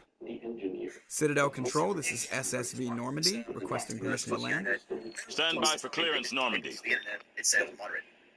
Clearance granted. You may begin your approach. Transferring you to an Alliance operator. Roger, Alliance Tower. Normandy out. Normandy, this is Alliance Tower. Please proceed to Dock 422. It's being all stupid. For no fucking reason. Like, it's not loading me up to the Xbox menu, it just shows me the fucking Xbox logo. And it just doesn't show anything. Which is the most dumbest shit in the world. I fucking, I'm pretty sure PlayStation gonna fucking kick me off the party. It's gonna say, oh, yeah, we're giving you a like, bro, I'm building this fucking internet. Like, as soon as they fucking, like, plugged in the cable, plugged in the fucking wired shit, that's getting This is an outrage! The Council would step in if the Geth attacked a Turian colony! This ain't fast internet, this is shitty internet. The Turians don't found colonies on the borders of the Terminus systems, Ambassador. My brother in Christ Humanity suffering. was well aware of the risks when you went into the Traverse. What about Saren? You can't just ignore a rogue Spectre. I demand action! You don't get to make demands of the Council. Citadel security is... Captain Anderson, I see you brought half your crew with you. Just the ground team from Eden Prime, in case you had any questions. I have the mission reports. I assume they're accurate? They are. Sounds like you convinced the Council to give us an audience. They were not happy about it. Saren's their top agent. They don't like him being accused of treason. I'm not gonna sit on my ass just because the Council doesn't want to do anything. If they won't stop Saren, I will. Settle down, Commander. You've already done more than enough to jeopardize your candidacy for the Spectres. The mission on Eden Prime was a chance to prove you could get the job done. Instead, Nihilus ended up That's dead. Saren's fault, not his. Then we better hope the CSEC investigation turns out. Come with me, Captain. I want to hate go this over a few nigga. things before the hearing. Shepard, you and the others can meet us at the Citadel Tower, top level. I'll make sure you have clearance to get in. And that's why I hate politicians. Shit. Dumb shit itself is so wonderfully realized in this game. These environments look like they could have been constructed by human hands and with modern industrial materials, and yet they seem so vast and imposing as to be unreal, always towering from the player's perspective. Just like the fabled nameless cities of Lovecraft's old ones, the machine is a true impossible space, like something on a Lord Piranesi sketch, cyclopean, seemingly limitless and larger than life. As you delve beneath Oswald's estate and adjoining London sewers, you're blocked and stalked. Every turn by groups of man-pigs, half-human, half-porcine monsters who seem to share a collective Gestalt consciousness governed by the machine. And again, while this game had fewer preconceived stealth sections than its predecessors, holy shit, does the audio design make the monster encounters on the machine for pigs so much more unnerving, upsetting, and downright terrifying. Pigs are humanity's closest animal relatives. They are highly intelligent and social creatures with excellent memories who can feel all the same emotions that we feel. If you've ever heard a pig's distressed squeal in real life, you know that it's so disturbing exactly because it sounds so similar to a human crying out in anguish. It feels somewhat like stating the obvious, but damn, these man-pigs are absolutely peak Cronenbergian body horror. I talked about Cronenbergian body horror in my Snow Lakes and Deep video, so I'll if you want some elaboration on that. Upon making your way into the bowels of the Nigga with the wrong fucking way. Nope. betrays you. Control the machine and its man-pig servants, and unleashes the horde of ravening human swine fabrics upon the streets of New Year's Eve London. The terrible truth is revealed at last. The engineer is a man. He will fragment your shattered soul that has come to inhabit the machine, creating a kind of clockwork artificial intelligence that takes on life of its own, being Greetings and welcome to the Presidium. My name is Avina, and I am pleased to be your virtual guide throughout this level of the Citadel Space Station. So are you a person or a program? I am a fully interactive virtual intelligence. Day 2. I apologize He if you realizes found how my clean service and clutter-free his browsing experience has been since he got hired. He doesn't have to deal with annoying cookie pop-ups or targeted ads. Day 3. He can finally binge YouTube and Twitch without interruption, because Pi works on every website you visit on Chrome. Day 4. He discovers that when he... And those desires are dark indeed. See, right as he was apparently losing his mind, Oswald figured out exactly what was going on with all those grasping and scheming aristocrats running the show in Victoria. He was a very smart boy who knew all there was to know about politics. And he had lived long enough at the top of the social pyramid to recognize that his fellow super-wealthy were, at heart, a gaggle of vile and parasitic beasts presiding over a staggeringly unequal society driven by violence and exploitation. You seem to have undergone quite a profound conversion in Mexico, Mr. Commander. You could not have seen it yourself and not, Professor. As we disembarked, even through my fear, I saw the detritus of this so-called progress. I saw starvation and disease, rot and destruction polluting the waters of the Empire. We are ruiners, you and I, and all of us, and we make the world unclean. And you took it upon yourself to act as written man. Professor, I would not be so presumptuous. I am doing a conduit. I am constructing an architecture to wrestle our damnation to the ground and smother it with steam. As Oswald saw his fever-racked visions... Is this elevator music? Okay. Oh, I'm going the wrong way. Fuck. ...to placate their indirect gods. He knows firsthand that modern industrial society is powered by the very same... Saren's hiding. So give me more time. Stall them. Stall the council? Don't be ridiculous. Your investigation is over, Garrus. Bro, I hate this council, bro. What's Commander up, Garrus? Garrus Vicarian. I was the officer in charge of the CSEC investigation into Saren. Come across anything I should know about? Saren's a Spectre. Most of his activities are classified. I couldn't find anything solid.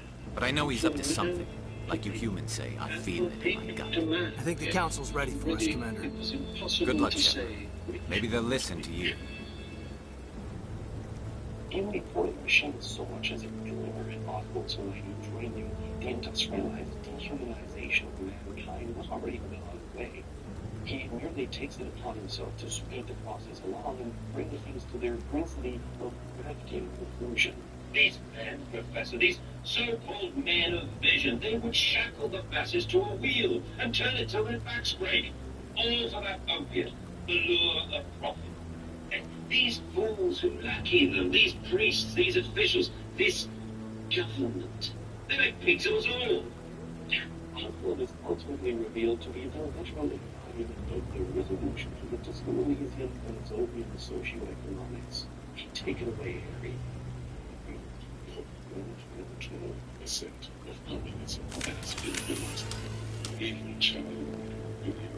My mother was supposed to cut my hair.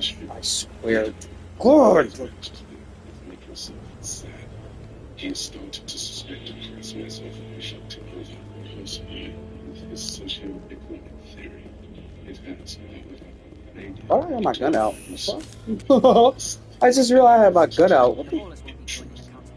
instead of building colonialism, he now builds a precise model of his grotesque. You know what? I thought about something. You'll know it when I get to that The point. hearing's already started. Come on. Because I had never done it before.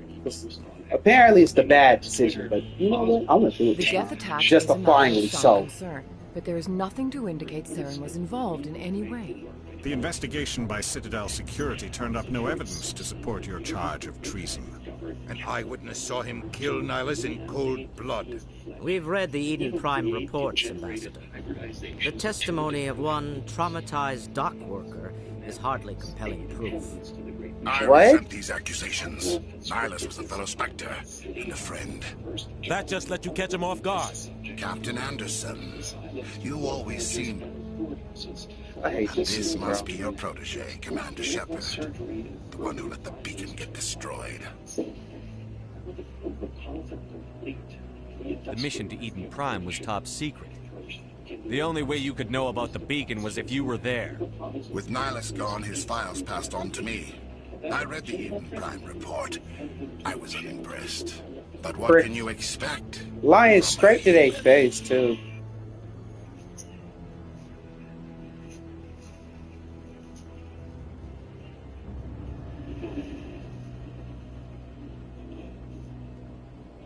See, during that ill-fated trip down Mexico Way, the Manus family discovered a stone egg that unleashed an arterial eldritch abomination sealed within the ancient Aztec ruins.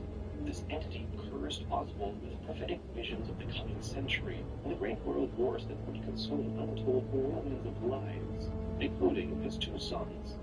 And thus, the machine for pigs, rather than automating his business by slaughtering pigs, it would be converted to instead slaughter humans at industrial scale in hopes of conducting a ritual mass sacrifice large enough to birth the deific eldritch entity who promises to avert the coming age of catastrophe.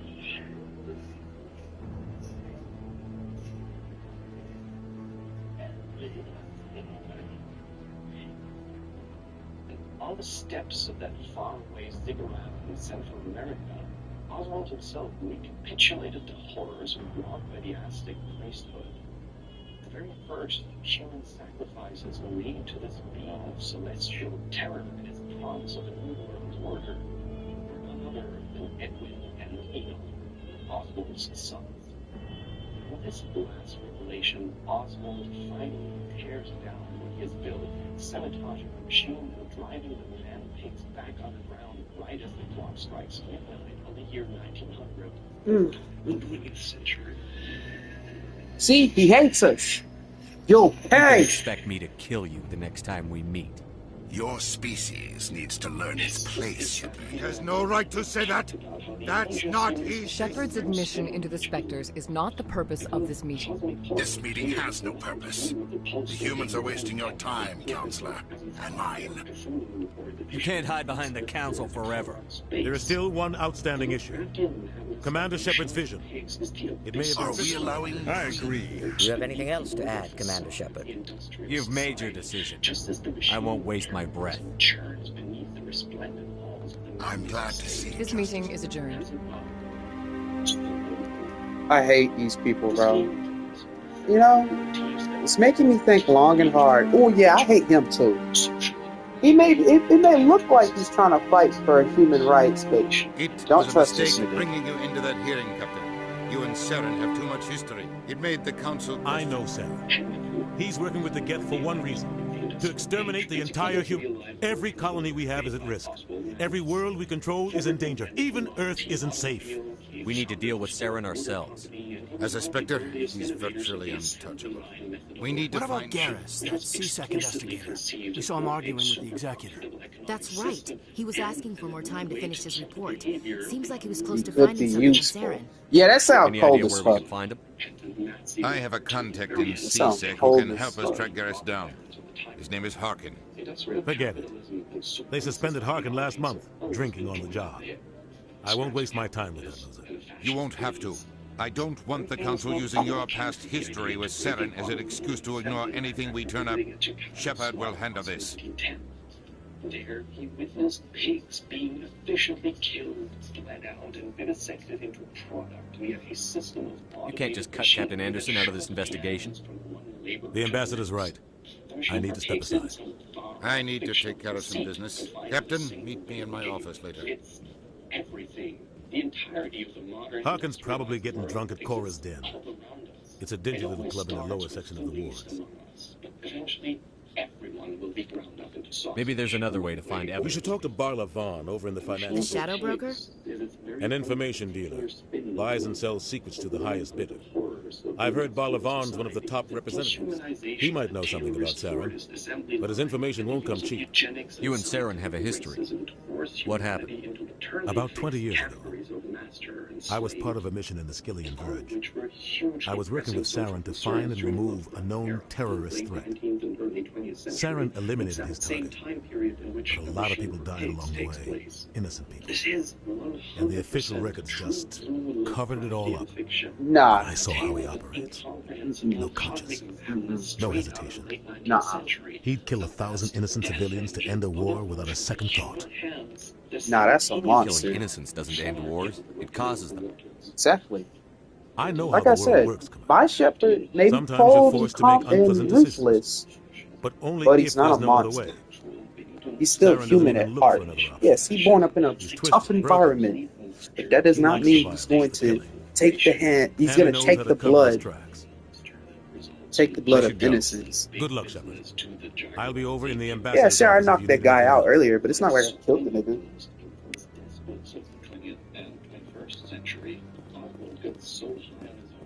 But to be honest, is anybody really innocent in this fucking world? In this galaxy, to be honest? Everybody has secrets. Everybody. What you doing? What? Oh, no, I wasn't. Never mind.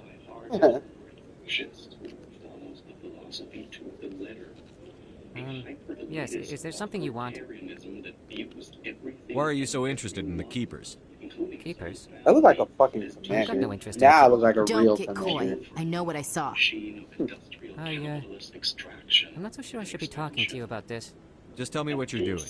I'm not here to get you into trouble. All right. I guess it wouldn't hurt to tell you. I'm using a small scanner to gather readings on the Keepers. So far I've had mixed results. I find it difficult to get near the creatures. Why were you being so secretive about it, though? Well, technically we're not supposed to disturb the Keepers. I don't really think my scanning disturbs them. But the authorities might disagree. I'd like to do it more openly, but it's not really worth getting arrested over. I could help you out. I'm not worried about the authorities. I don't even know who you are. I'm Commander Shepard, with the Alliance military. Well, I suppose I could use the help. You'll need this. It's the scanning device I developed. Activate it each time you see a Keeper. All collected data will automatically upload to my database. I'll even send a few credits your way for each unique scan. What are you? What are you doing with the data once you've scanned it? Trying to learn whatever I can about the Keepers. We see them working everywhere, yet we know so little about them. I'm a scientist. I want to know what makes them By the tick. Keepers. Like, the Keepers were never really explained, to be honest. They just take care of the Citadel, and that's it. Not the Citadel, but they take care of the entire place. Like, the entire, yeah, they just take care of the place. That's it. They don't ask for pay, don't ask for money. They just do it. I should get going then. Yes, I have much work myself. So long, and good luck with the scanning. Okay, I'll be right back. Fictional games return to their flagship series in the developer chair. But that doesn't mean they were sitting idle all the time. They kept busy during the intervening decade, working both on an Amnesia follow-up as well as a brand new title in their lineup.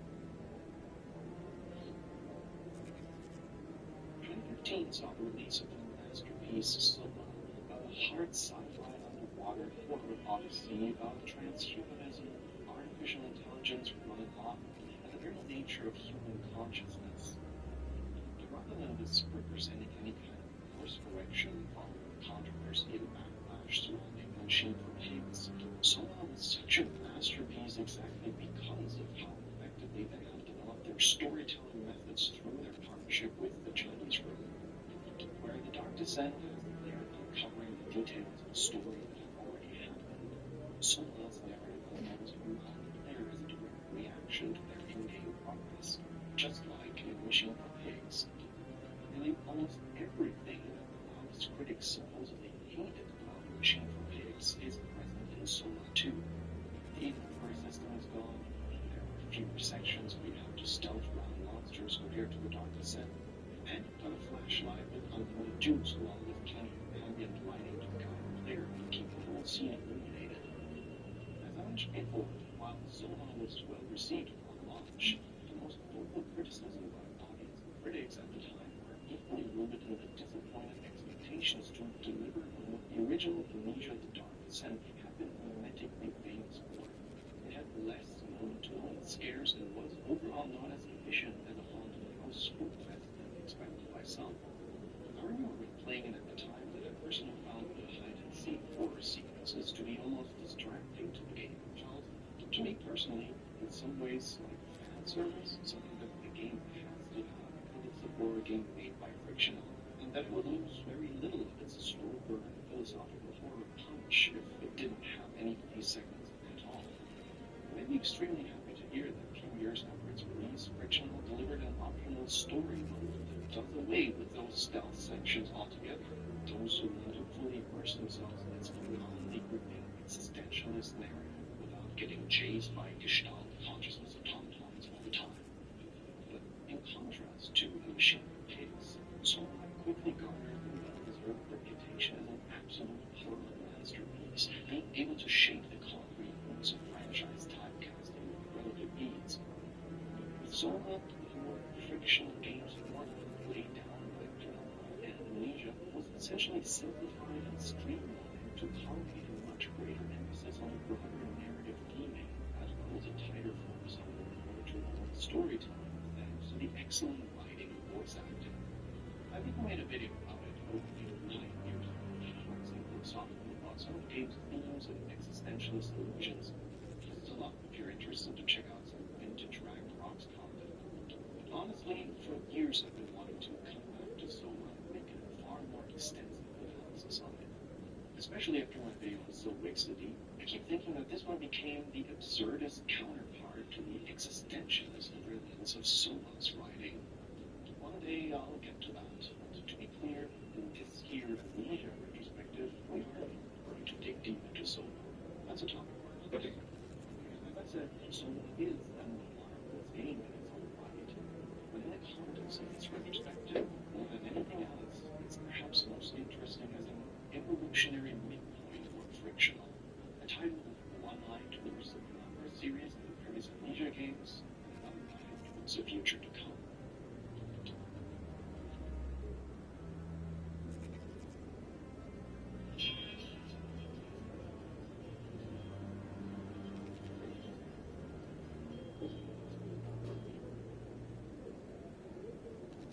In late 2020, around 7 years after the machine was time for every cell in the human body to be replaced, the next Amnesia game arrived after spending the better part of a decade in development.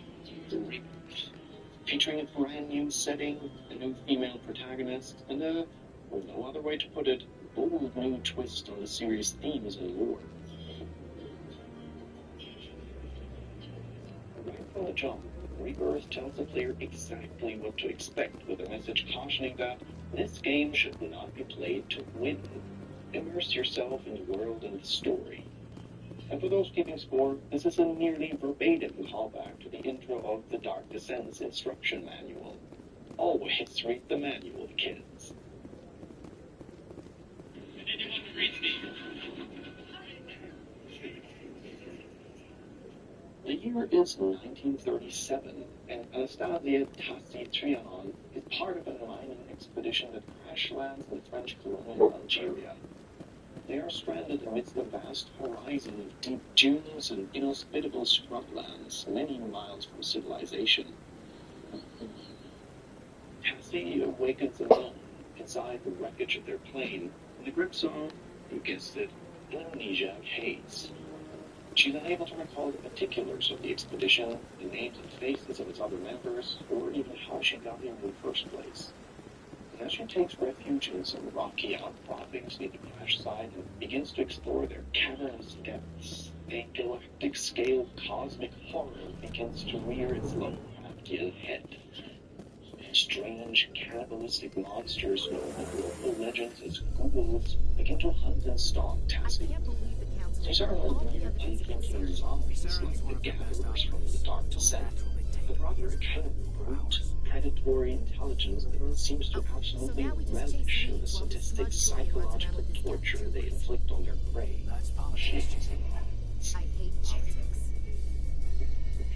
These nightmare creatures are the vanguard force of a demonic alternate dimension brought to our world via eldritch portal gates that dot the vast deserts of North Africa.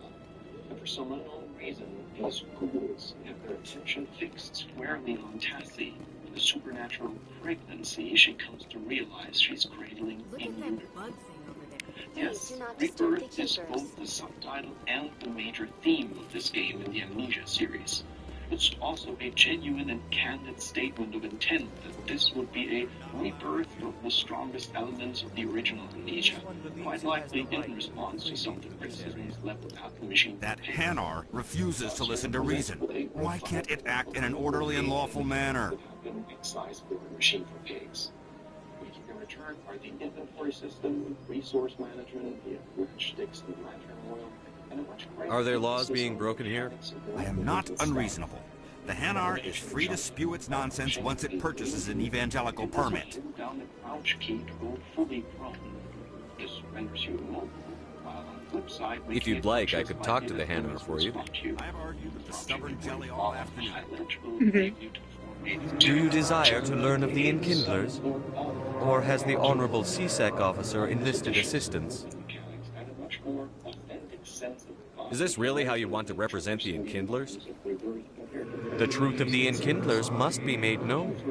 They gave the Hanar language, and gave the universe the mass relays. This one only wishes to spread the truth to any who will listen. There is no intent to cause trouble. What if I purchase the evangelical? However, this one also does not possess the 150 credits necessary to purchase the permit. 150 credits? This should cover you. This is a most appreciated action. I see the Hanar is left. Happy to help. Here, for your... Now, if you'll excuse me. So we roll with it. It's a brilliant game design twist here that adds a true classic survival horror resource scarcity element to the formula. It works, and it's near perfectly balanced to make it an extra stress-inducing challenge, but not have the artificial limitation be painstakingly frustrating. Upon lighting up, the matchstick will flicker for a few precious seconds, illuminating the scene and also offering the chance to light another torch or candle in the environment. So if you move forward slowly and carefully, you can potentially get a lot of views on the single matchstick and Barlavon, my boy. What's this? One of the Earth Clan. Ah, a very famous one, yes? You are the one called Shepard. You were at Torfan, correct? You led the final assault against the enemy base, if memory serves. Push-pull between light and dark, safety and danger is the very same thing that... You've got me at a disadvantage here. Forgive me, Earth Clan. My name is Barlavon. My job makes it necessary for me to keep informed. I am a financial advisor to many important clients here on the Citadel. When someone as important as yourself arrives on the station, I take notice. I've heard you work for the Shadow Broker. Do you have any information about Saren? You're very blunt, Shepard. But you're right. I am an agent for the Shadow Broker. And I do know something about Saren. Whereby spooky visual effects kick in past a certain threshold, and your character becomes more difficult to control. Fully depleting your invisible fear and health points, represented by the ever-moving, crepuscular tendrils around the edge of your screen, is a major failed state in rebirth.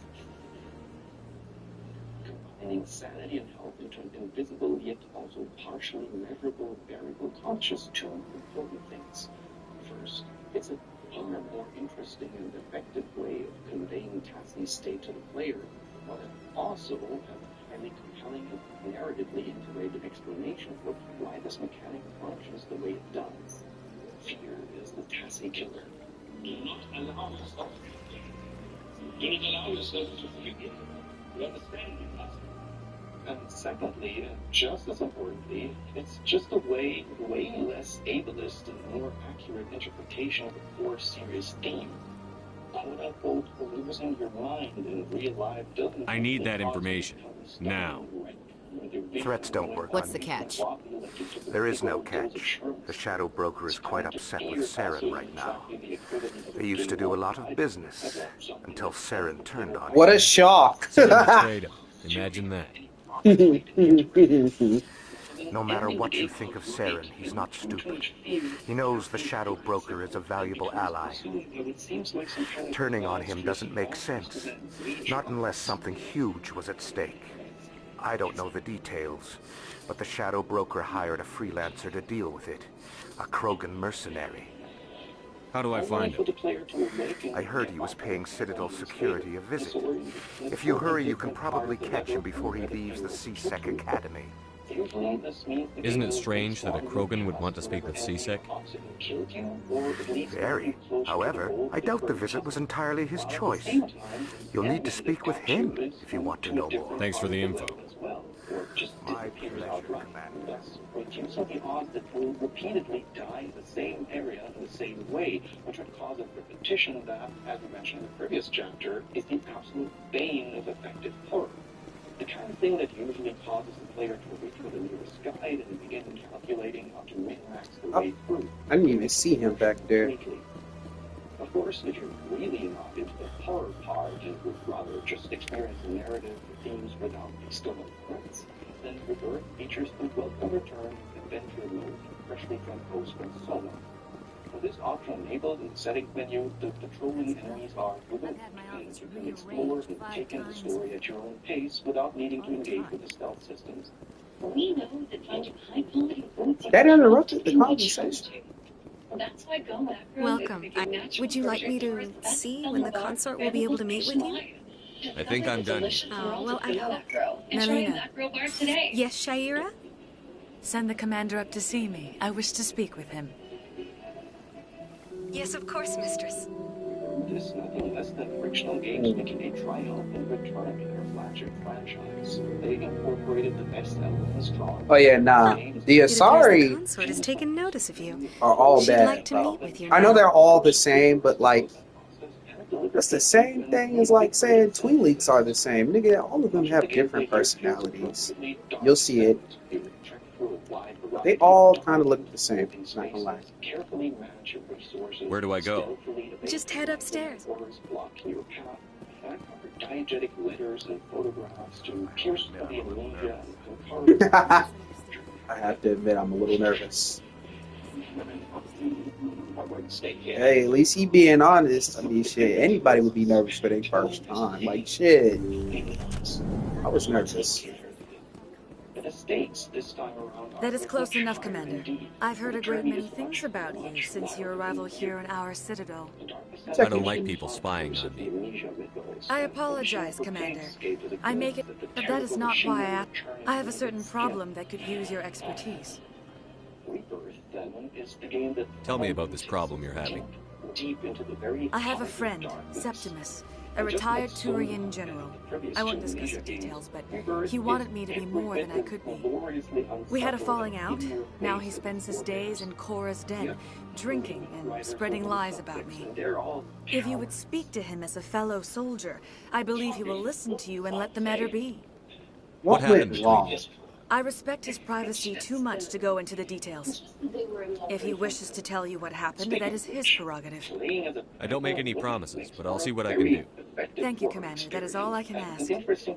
Appeal to a sense of honor. If you can convince him to stop spreading lies about me, I would be very grateful. Now I must ask you to take your leave. I have many clients waiting to see me.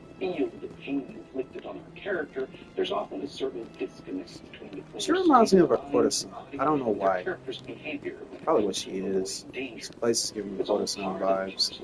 It's giving me brothel vibes. Is this a brothel? I mean, there's no...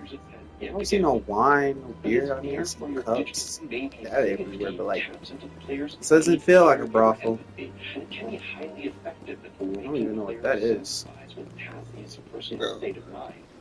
I cannot feel pain as she so evidently does, but it really only takes the bare minimum of imagination and empathy to spark genuine anxiety over the fate of her precious, yet to be born little one. And yes, in video games, it's always a laugh riot to see a complex sort of fraught emotional interaction reduced to a button prompt. Except to pay respects, ha ha ha ha. As a now fully middle-aged geriatric millennium gamer, I'd be lying in your sweet face if I told you I didn't feel very real emotions when I looked that X-Cave and got a first-person view of Kathy gently cradling rebellion, trying to sow her unborn child. Plus, stopping for a moment to This must be season. Okay, here we go. In light of the recent attack on Eden Prime, many colonial investors are pulling their support for future projects. Proponents of expanded human colonization insist that Eden Prime was an isolated case. Nevertheless, colonist enrollment has dropped sharply. Many colonial proposals are on hold until backers have some reassurance that human colonies will be adequately protected.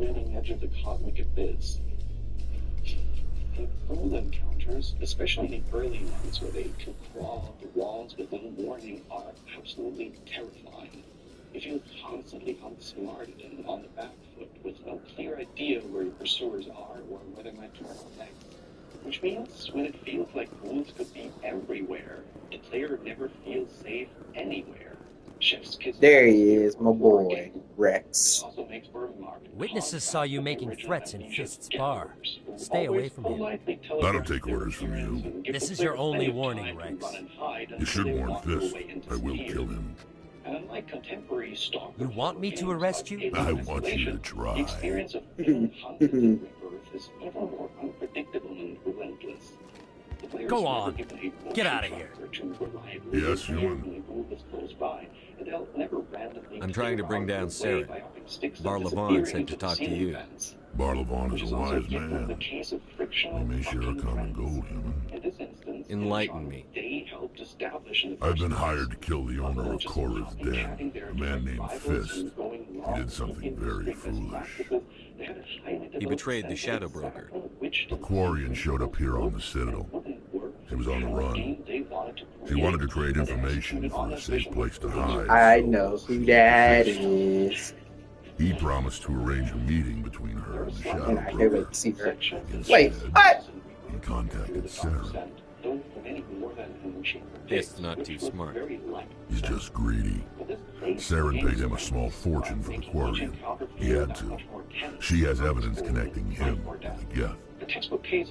She do? If we get our hands on that evidence, we can prove that Saren's a traitor. And the council will have to listen to us. Where's the Quarian now? Last I heard, Fist still had her.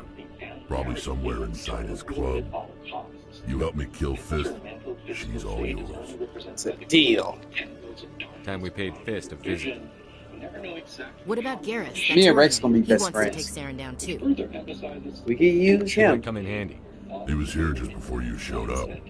Said he was going to follow up a lead on his investigation. Wanted to speak to the doctor at the med clinic. Move out. Because how it disincentivizes players from making decisions based on their gut intuition. I do not like Ashley, y'all. I'm sorry. I just do not like her whatsoever. And you're gonna see why over the course of my next few streams. Depends on where I end this one. Because right now it's 1 a.m. where I'm at. And I don't know. You can keep streaming until I feel like stopping.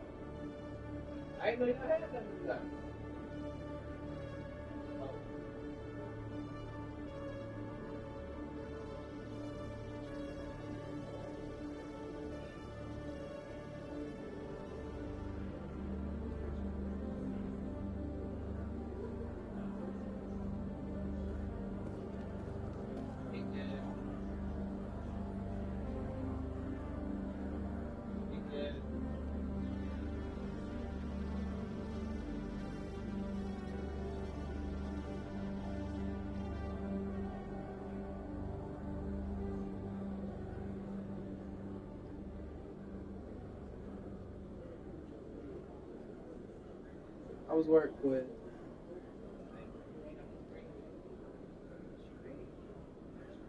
Oh, that's.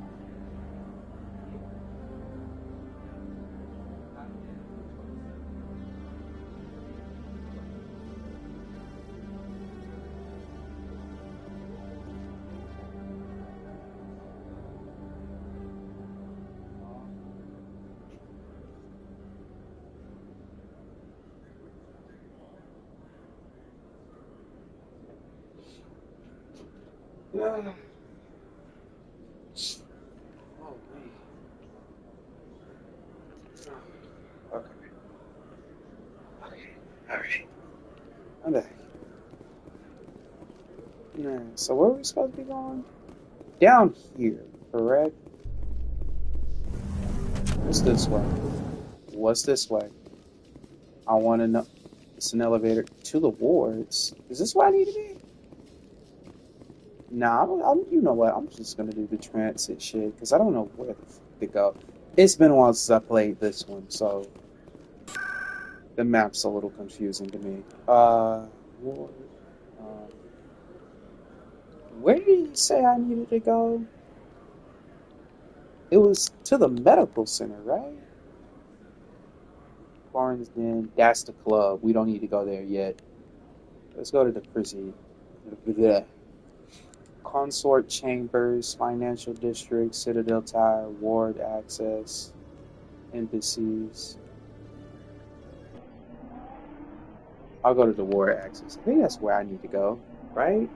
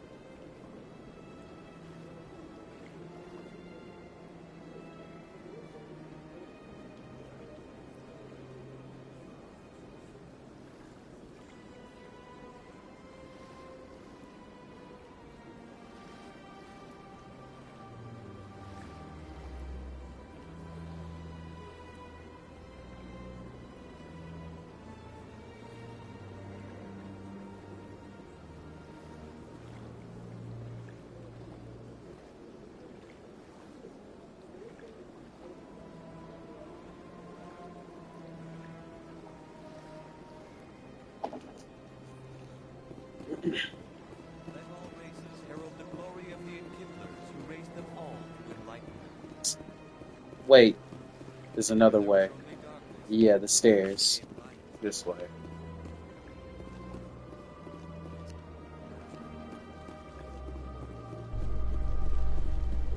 Yeah, now I think I know where I'm going.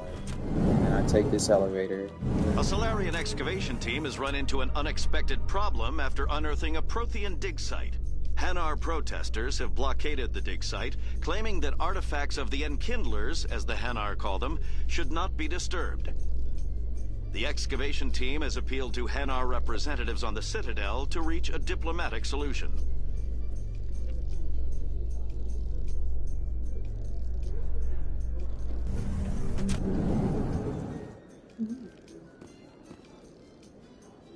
You know, the classic XCOM feeling. It was a 90% chance to hit. What do you mean I missed? Anyway, this opaqueness to rebirth systems is the main thing that drives the magnificent feedback loop between the stealth and various resource management mechanics. Every step you take becomes its own kind of ultra-tense, split-second dilemma. Do I burn from my limited resources to try and more safely navigate forward? Or do I risk it all to press on into the looming dark in order to preserve my precious matchsticks and lantern oil, knowing full well that I might be easy pickings for any slavering ghoul waiting around the next bend? Classic survival horror at its finest. And there's another equally vital element from the Dark Descent. He always stops in for a few games of Quasar before he makes his drop. The narrative This is of gonna love be pissed if we take down his supplier. That's the point. We want him angry. Angry people make mistakes. There's just something about this that makes me nervous. Good.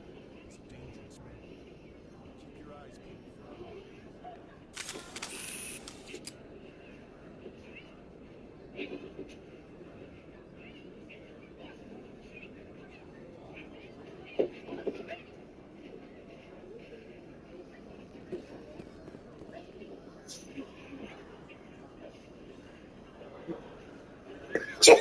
Oh, good.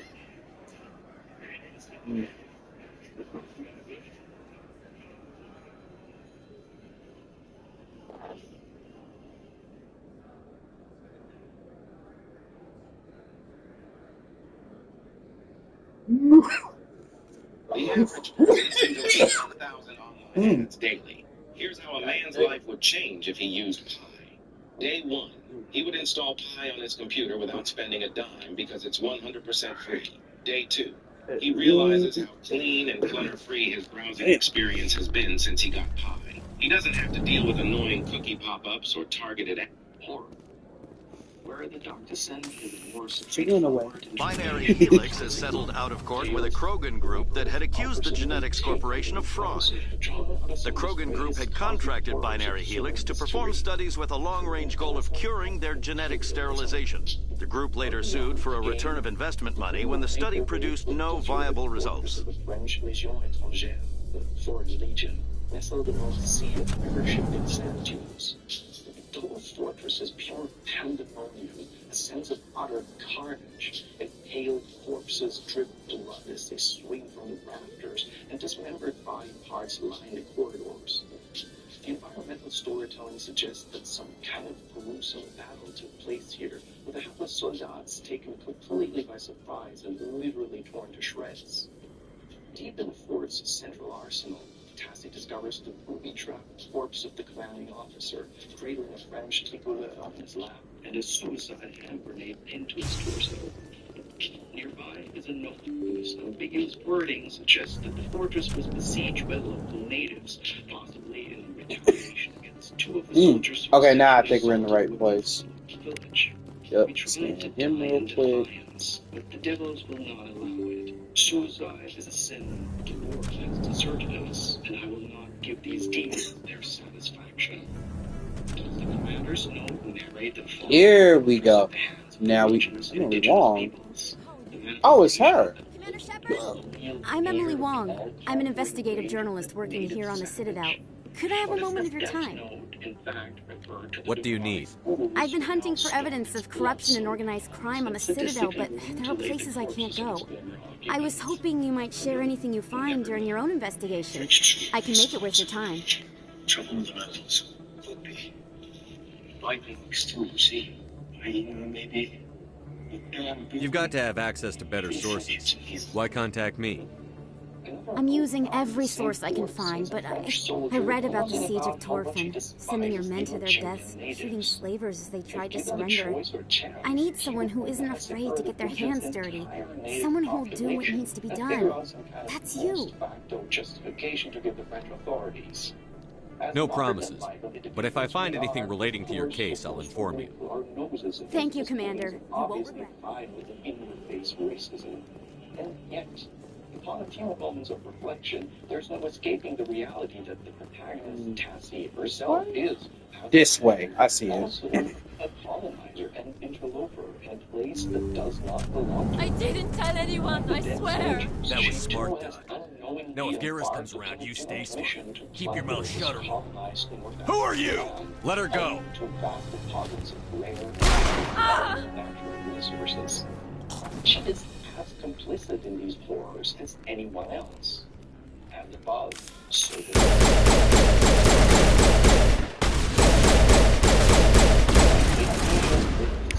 Cassie recovers with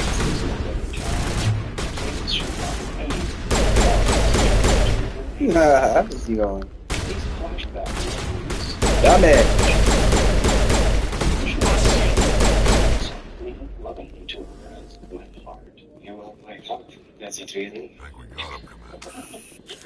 I think we got him. Perfect timing, Shepard.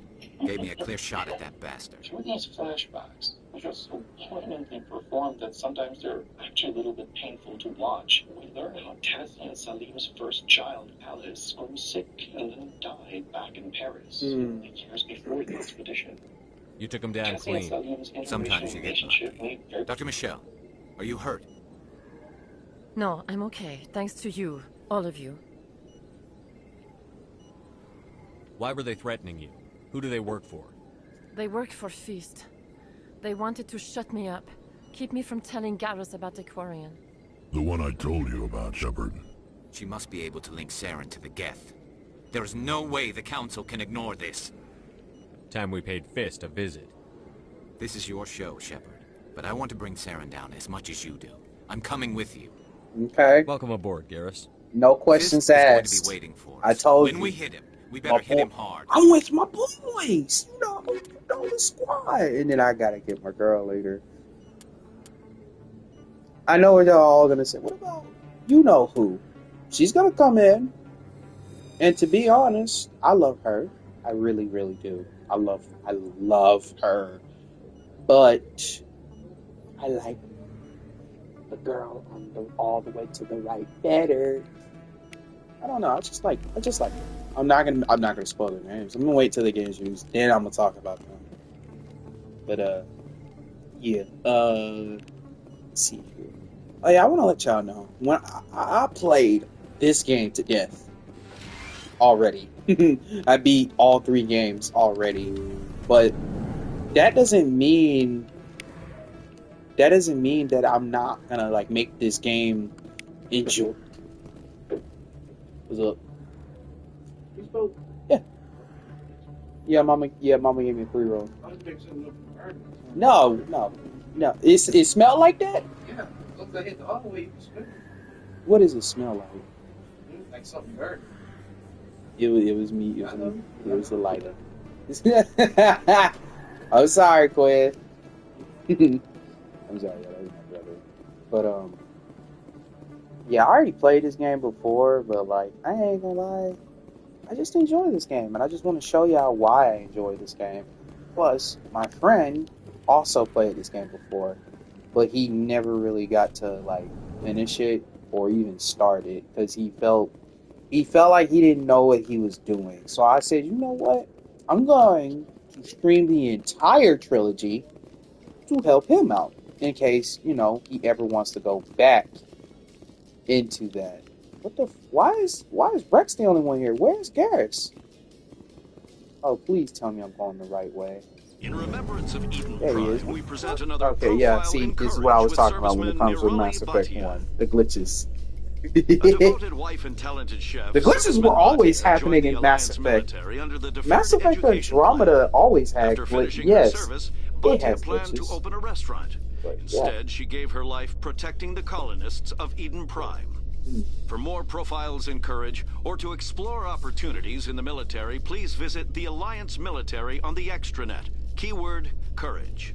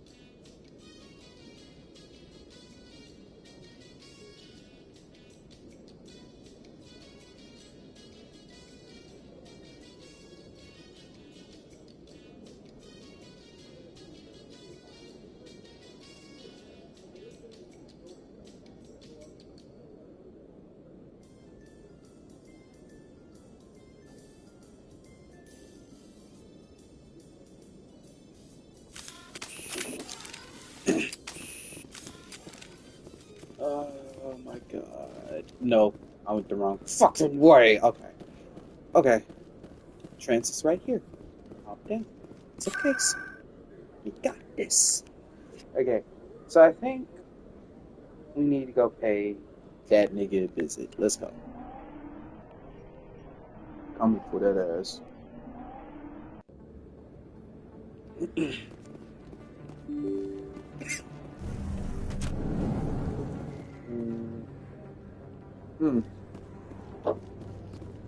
Went the wrong fucking way. Almost did.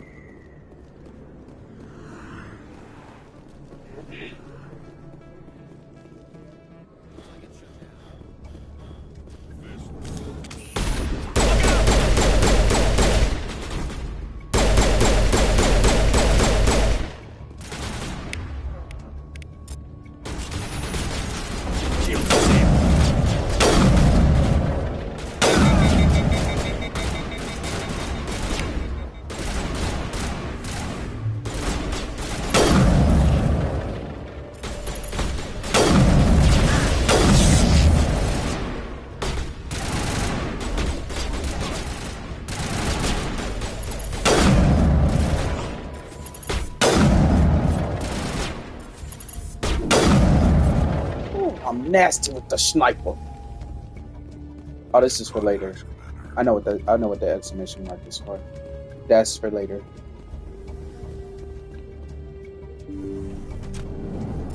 Look out! Stop right there. Don't come any closer. I'm gonna show you closer. Oh, ow! Yeah. Yeah. Bro, his body look folded.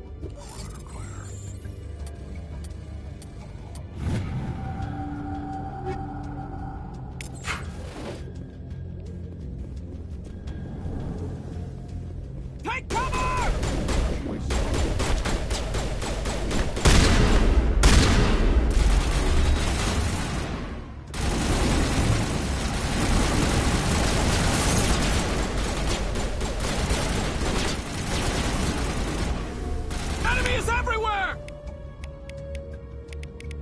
Wait!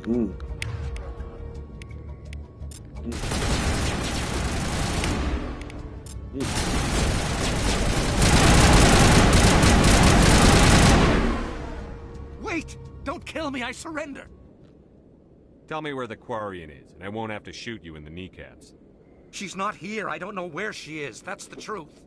He's no use to you now. Let me kill him. Wait, I don't know where the Quarian is, but I know where you can find her. The Quarian isn't here. Said she'd only deal with the Shadow Broker himself. Face to face? Impossible. Even I was hired through an agent. Nobody meets the Shadow Broker, ever. Even I don't know his true identity. But she didn't know that. I told her I'd set a meeting up. But when she shows up, it'll be Saren's men waiting for her. Tell me where that meeting is before I blow your lying head off. Here on the wards, the back alley by the markets. She's supposed to meet them right now. You can make it if you hurry.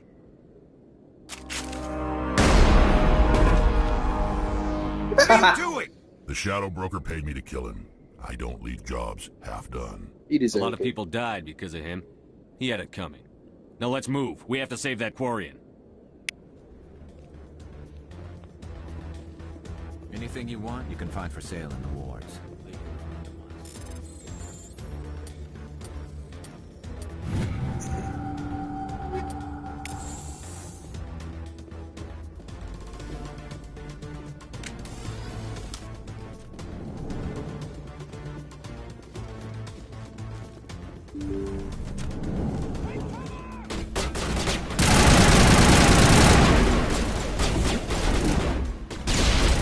Here it comes.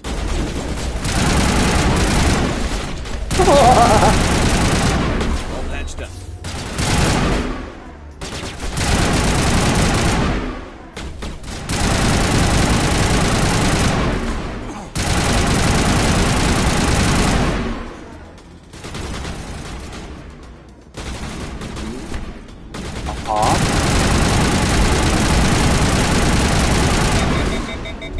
Bro, this nigga would die. Like, good lord, die. My Jesus. Like, he would not die. What the damn? Like, what was that? Y'all seen that shit? Okay.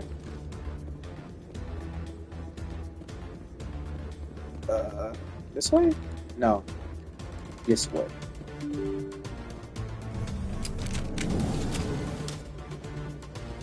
No, I'm taking my sniper back out.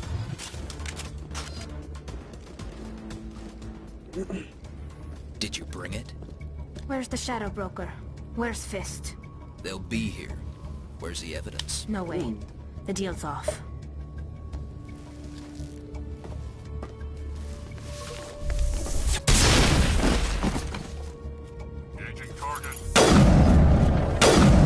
Oh, get dropped, nigga.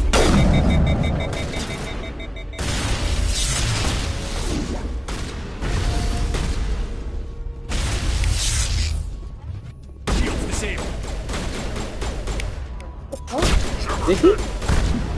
Oh, what the fuck? Why did I die like that? What happened? What the fuck just happened?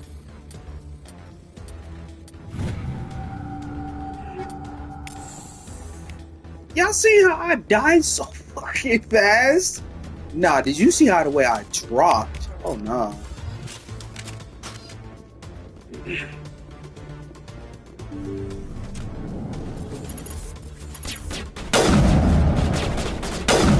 ain't got time for this. Did I kill him? Yeah.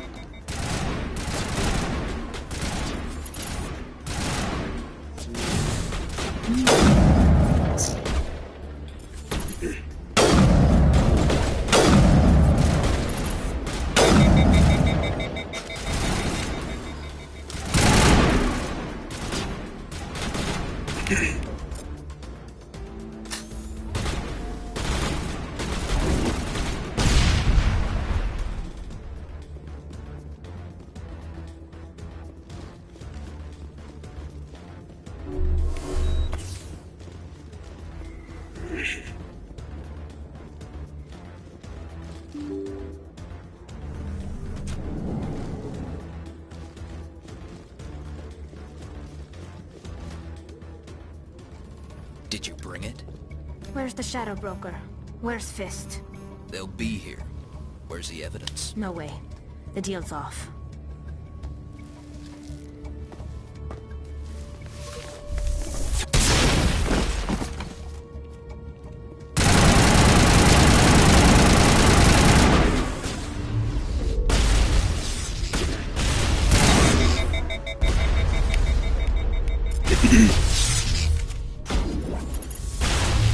Bring it on. Say goodnight.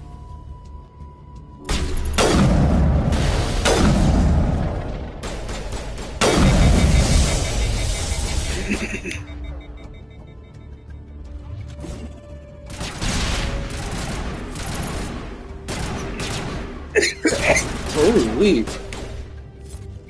Oh, he's dead. Okay. Fist set me up. I knew I couldn't trust him.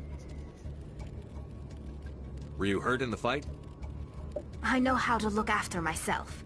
Not that I don't appreciate the help. Who are you?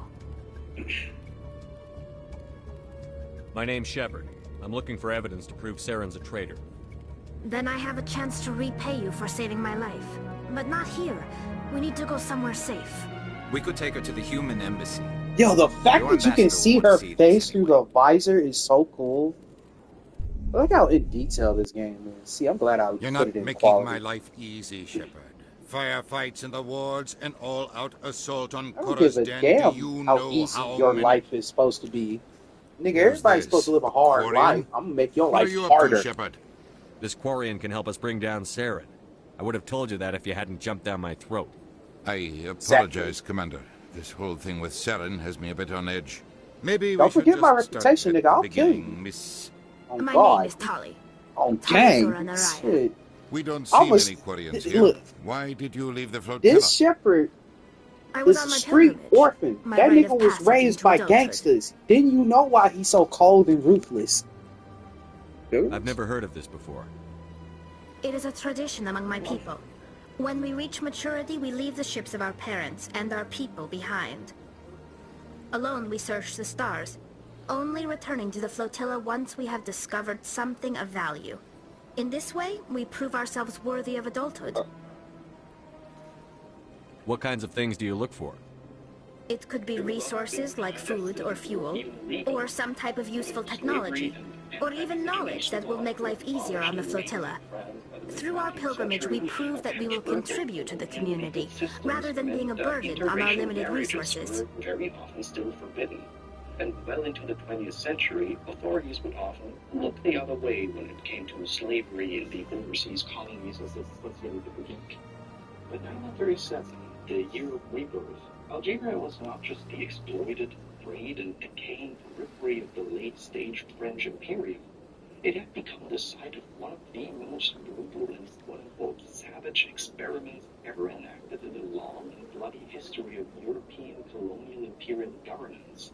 Just like Jim Crow America, the British Raj of India, or apartheid South Africa, French colonial Algeria was ruled through a system of both de facto and de jure ethnic segregation.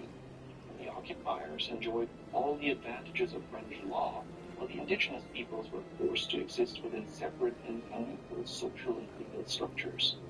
This legalized discrimination culminated with the Code Indigène in 1888, which made the Algerians officially second-class citizens and formalized the process by which French authorities could seize their lands and property. These are the times and historical conditions out of which emerged the Algerian existentialist philosopher Frantz Fanon. Fanon was the chief ideologist of the Algerian National Liberation Front in their fight for independence from France in the mid-20th century, and also the writer who pioneered the concept of post-colonial philosophy with his 1961 treatise, The Rich and the Italy de la Terre. Laying out the full extent of Fanon's Tell us what you found. During my travels, I began hearing reports of Geth. Since they drove my people into exile, the Geth have never ventured beyond the Veil. I was curious. I tracked a patrol of Geth to an uncharted world.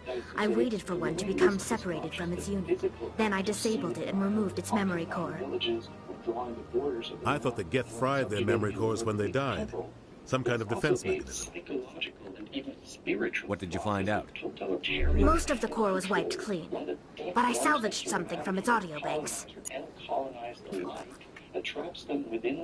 Eden Prime was a major victory. The beacon has brought us one step closer to finding the conduit.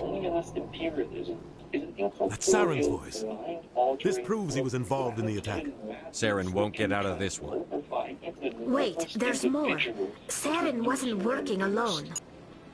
Which is what literally happens to Eden Prime was a major victory. The beacon has brought us one step closer to finding the conduit. And one step closer to the return of the Reapers. I don't recognize that other voice, the one talking about Reapers. I feel like I've heard that name before. According to the memory core, the Reapers were a hyper-advanced machine race that existed 50,000 years ago. The Reapers hunted the Protheans to total extinction, and then they vanished. At least, that's what the Geth believe. Sounds a little far-fetched.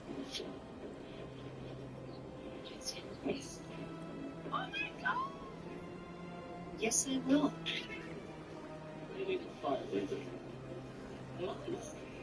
Can you knock on the table for us?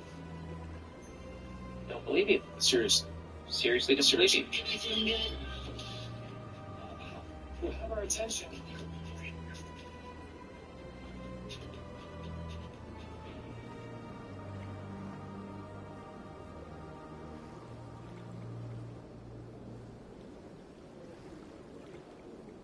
Awaken to a world of wonder in Final Fantasy XIV Online.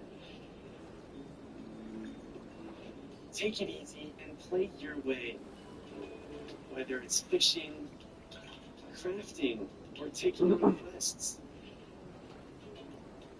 Play solo, or team up with your friends.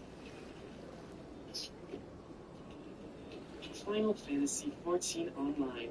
Play free today.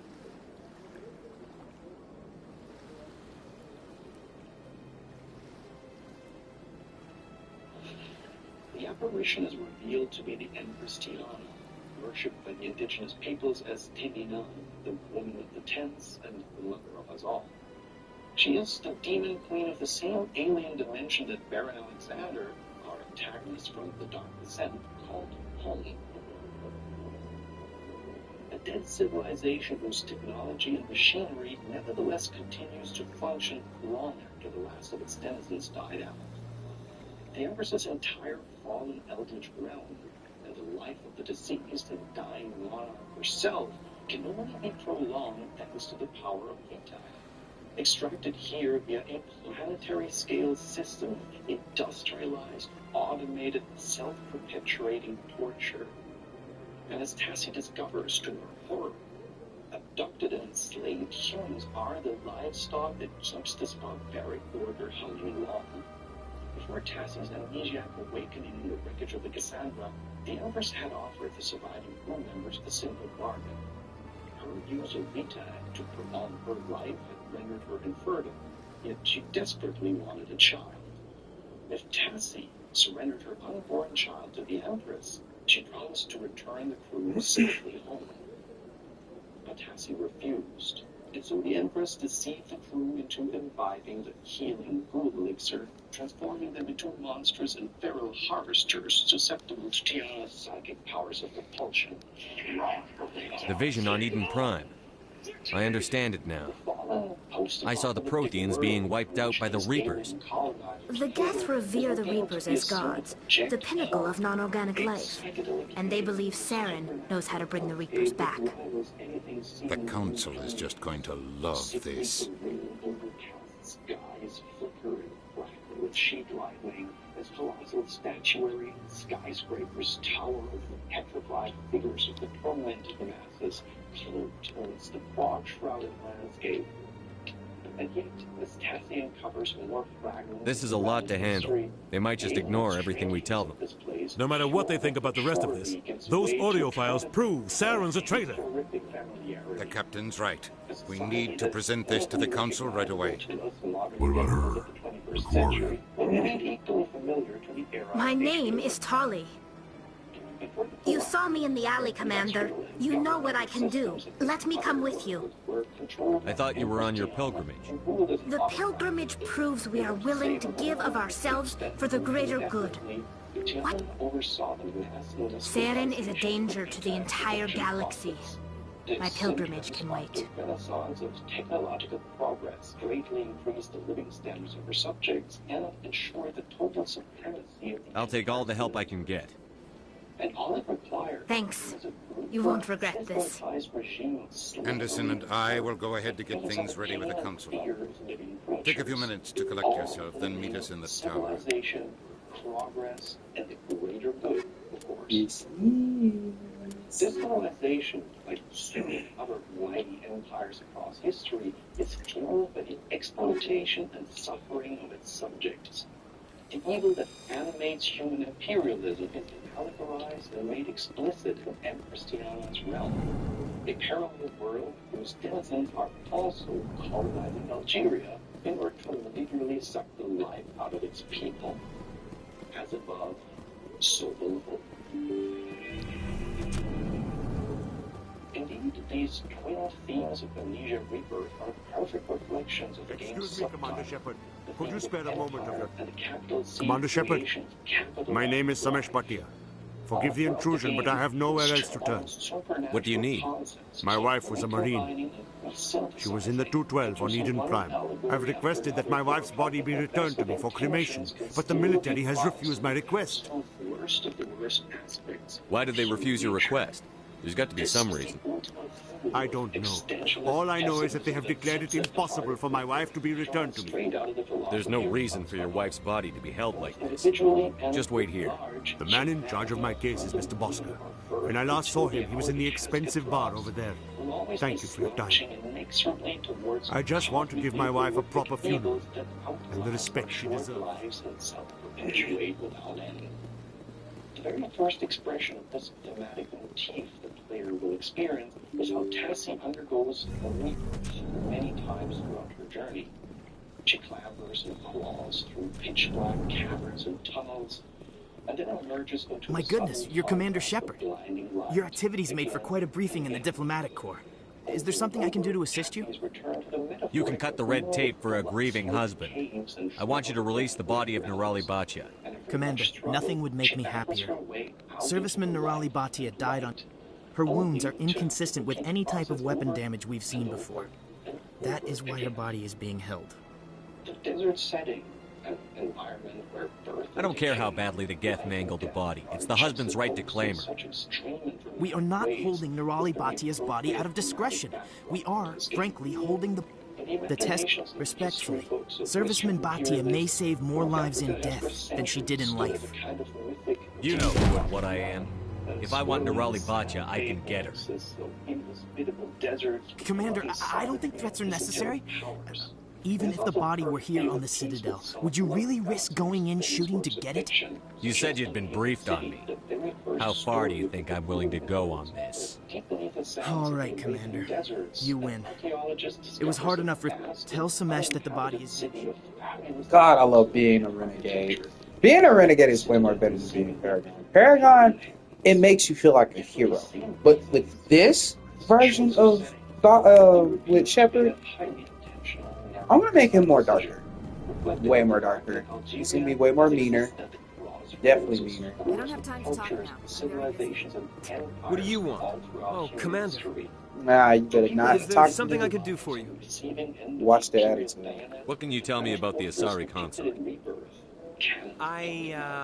Well, she's an Asari who works here. You never went to see her, did you?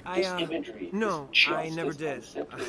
I couldn't afford it. It costs half a year's credits just to go in and talk. That's fine, Private. Just tell me where to find her. Sure. She's across... That board is not just a powerful piece of symbolism. I already talked to her. Physical embodiment of one of history's most violent imperial regimes. The latest and last in line of centuries of bloody conflicts and conquests across the sands of North Africa. Meaning, the entire purpose of the game's setting is for the player to be thinking not just of fantastical, demoniac, Lovecraftian alien overlords, but also of the real-world history of horrifying legacy of European imperialism. God, there's no other way. Look at this place. Look at these people. So much torture and pain for what? To keep the lights on? Commander Shepard, I didn't expect to see you here. Did Ambassador Udina send you? Self-perpetuating empire of death. I came on my own. I need information. You humans are all... was there something you needed, Commander? I don't even need to ask about the attitude. Fuck you, nigga.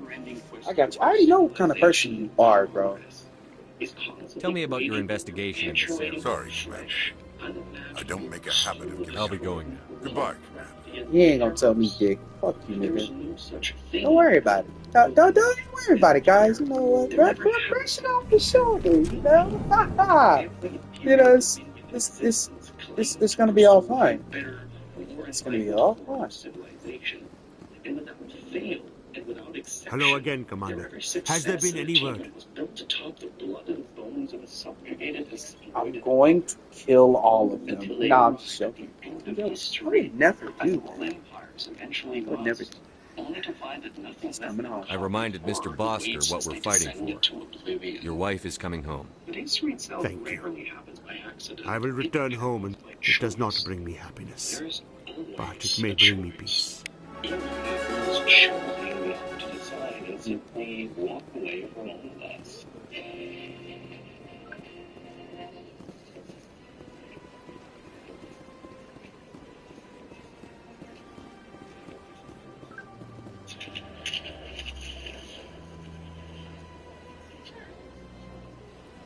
In the game's interpretation, Sarah's interrogation of free will returns with a vengeance.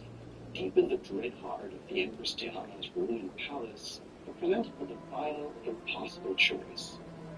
Cassie's newborn child, Amelie, is destined to suffer the same fate as her late child, Alice.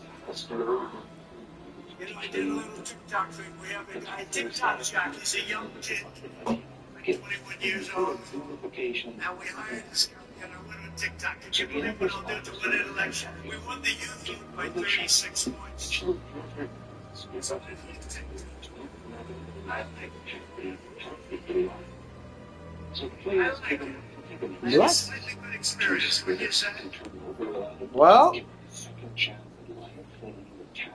Well, I guess TikTok is here to stay. If the president likes it, then the government will like it. Don't try this shit next time. God, bro. TikTok has to be the toughest app ever, bro. It's like a roach that will never die. It's like when you stomp on it, it comes back to life multiple times. Like, bro. Like, I just can't believe it. It's like TikTok actually is coming back. And, you know, hey, thank you, Donald Trump. I mean, shit. TikTok is my source of entertainment. I'm not gonna lie. Even though I don't like politics, and I really, really hate politics, honestly, I think that it is a good thing that TikTok is coming back, and hopefully they will work out something. Because look, I do have content on there, and I will say, all my content like that would have just disappeared. I would be so pissed off. What the fuck? Oh, well, to be honest, there is no more to be said. You scattered the comet's shadow. That's something we can never forget. That's just completely against the very core of love. Oh yeah, if y'all want to check out my TikTok, it's they gonna be cute. I gotta change the name of my TikTok to something more productive. Where am I supposed to go now? Oh yeah, to the Citadel. Citadel Tower. Yeah. Fuck. Whether we must submit to the blood-soaked calculus of the imperial colonial legacy and accept that our existence and comfort will always require someone else's suffering. But despite Reaper's overwhelming existentialist pessimism when it comes to the question of human evil and the general disregard for life of the horror genre generally, the loss of an innocent child's life is still an enormous and world-shattering tragedy. Whether that's the death of Alice back in Paris, the potential death of Annie here and now, or the unknown and unnamed children who might perish in the future at the hands of this demonic, self-perpetuating system. To give up on hope, even though we know that potentially a wicked future awaits the next generation, this is the absolute definition of a fate worse than death. Because at the end of things, rebirth is a perfect illustration of why horror fiction is so vital and necessary. It allows us to drag the worst aspects of ourselves into the harsh and unblinking light of introspection, and to become unafraid to contemplate those feelings of despair and hopelessness that arise. This is the ultimate paradox that sits at the heart of Amnesia Rebirth, and the sum of all its artistic choices. That there is just as much reason to despair of our hopeless and corrupted existence as there is to believe that a better world is possible. These two emotions don't contradict each other, but have always and will always coexist. They all know it is there, all the people of Omelas. Some of them have come to see it, others are content merely to know it is there. They all know that it has to be there. Some of them understand why, and some do not. But they all understand that their happiness, the beauty of their city, the tenderness of their friendships, the health of their children, the wisdom of their scholars, the skills of their makers, even the abundance of their harvest and the kindly weathers of their skies depend wholly on this child's abominable misery.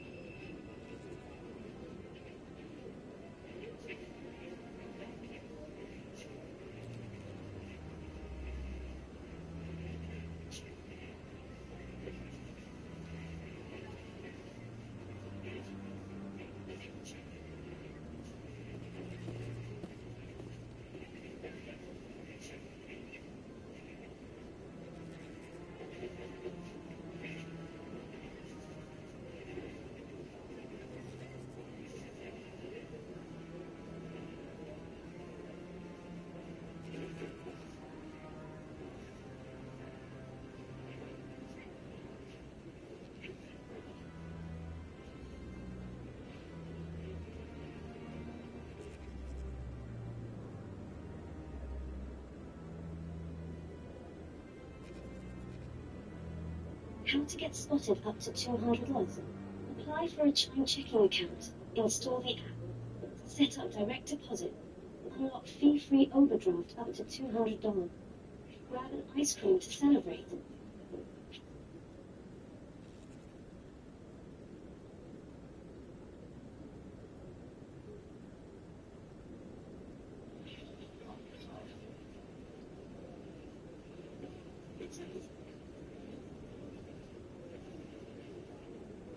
The Bunker is, at the time this video was released, the fourth and most recent game in the Amnesia series.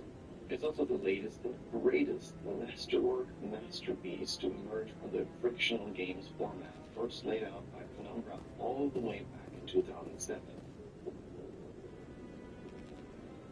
This game is, no hyperbole, the sublime synthesis and apotheosis of absolutely every design element and thematic thread the studio had laid out and refined across the Penumbra trilogy, the previous three Amnesia games, and so on. The Bunker represents a bold new direction forward for the series, one that draws on the rich ludic history of Amnesia while also fully embracing both the past and future of survival horror.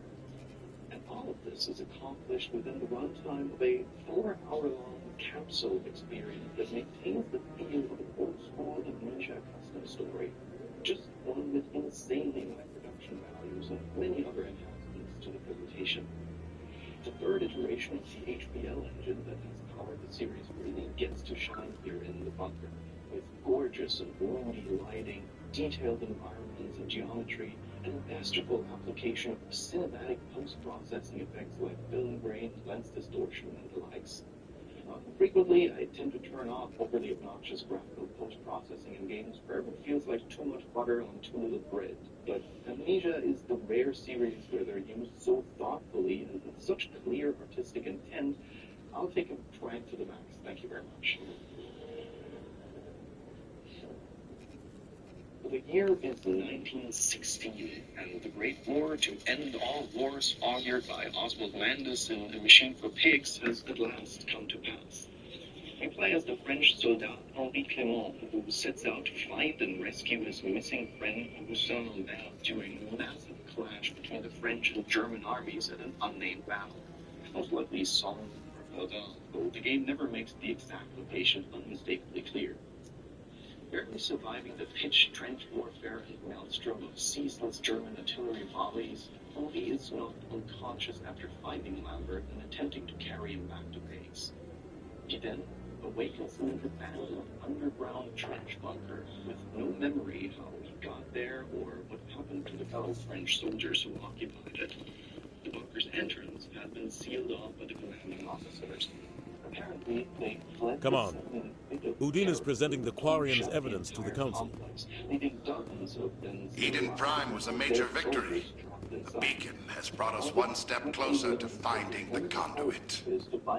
And one step closer to the return of the Reapers.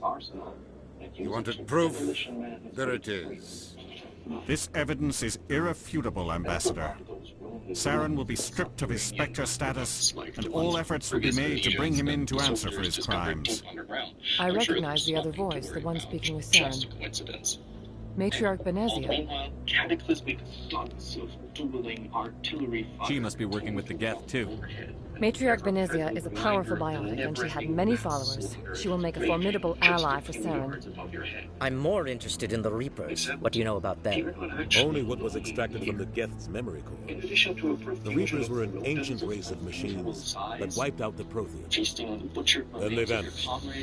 There's also a shambling demonic beast who stalks. The Geth believe the Reapers are gods, and Saren is the prophet for their return.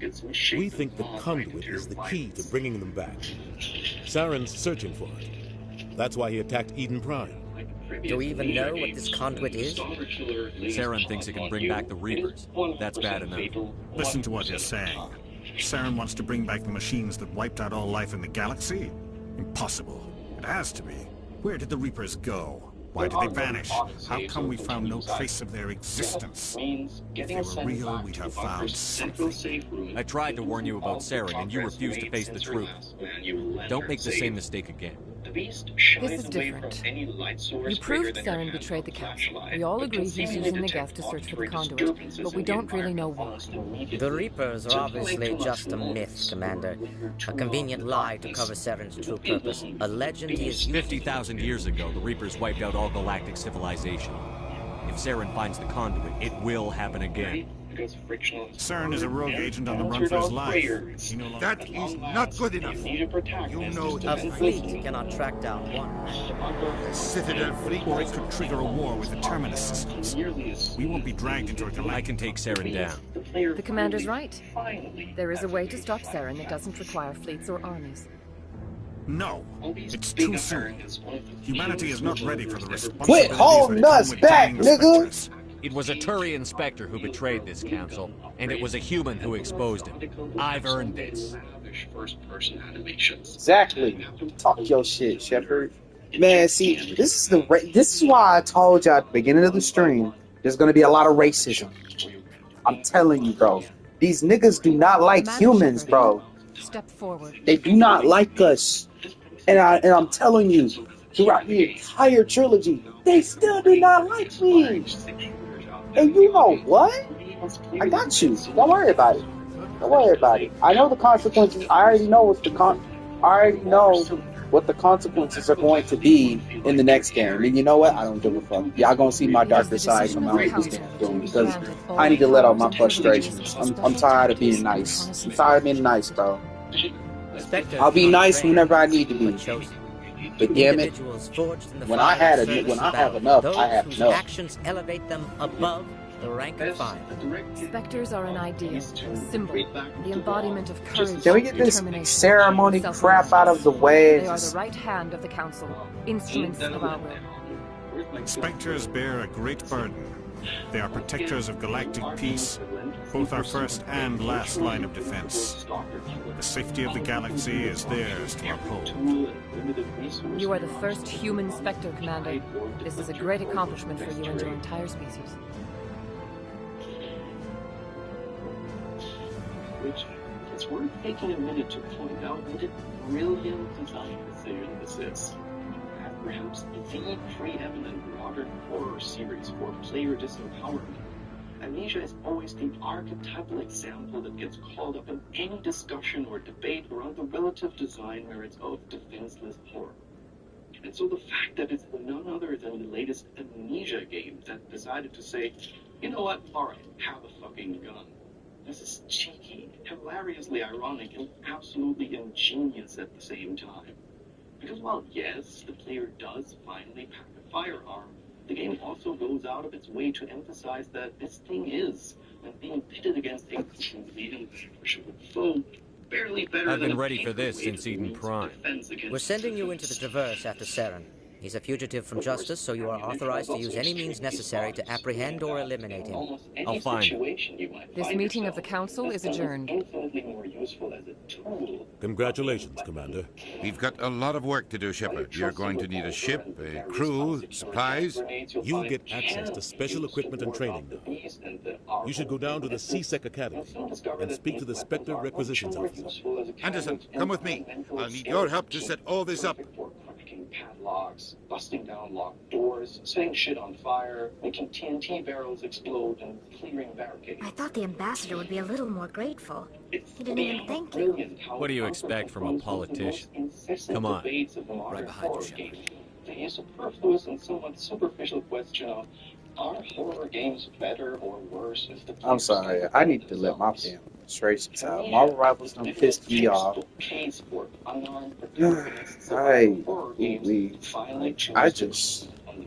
I just can't. All it gives is total non-answer. Here, have a gun. Too bad, you're still basically defenseless, sucker. I'm on a break. Talk to someone else if you need anything. I've got a lot on my mind. Maybe I can help. Maybe you can. You're a soldier, right? You ever head out to the Traverse? I'm not just some soldier. I'm a Spectre. A Spectre? I heard they were thinking about letting humans into the ranks. About time. But that means you can go anywhere you want, right? Even out into the Traverse? My brother's the captain of a ship called the Majesty. It was crossing the Traverse a few days ago when it disappeared. Just dropped right off the grid. And that usually means one of two things. They had massive mechanical failure, or they were attacked. Neither one of those options leaves a lot of hope. I won't give up on my brother. Not yet. I've got the coordinates for the last transmission from his vessel. Chasing trends. In contrast to its forebears, the Bunker is a much more free-form, non-linear, and challenging Give me the coordinates. predecessors, and also I'll forward them to your ship right away. Please let me know as soon as you find them. The player to explore, experiment, and engage in lateral problem solving. Amnesia is already a fairly in-simi type of series, but the Bunker is absolutely the most straightforwardly Spectorian of the bunch. As the recurring hint and loading screen text keeps warning and enticing players, you can overcome most obstacles in multiple ways. Use your wits and your brains.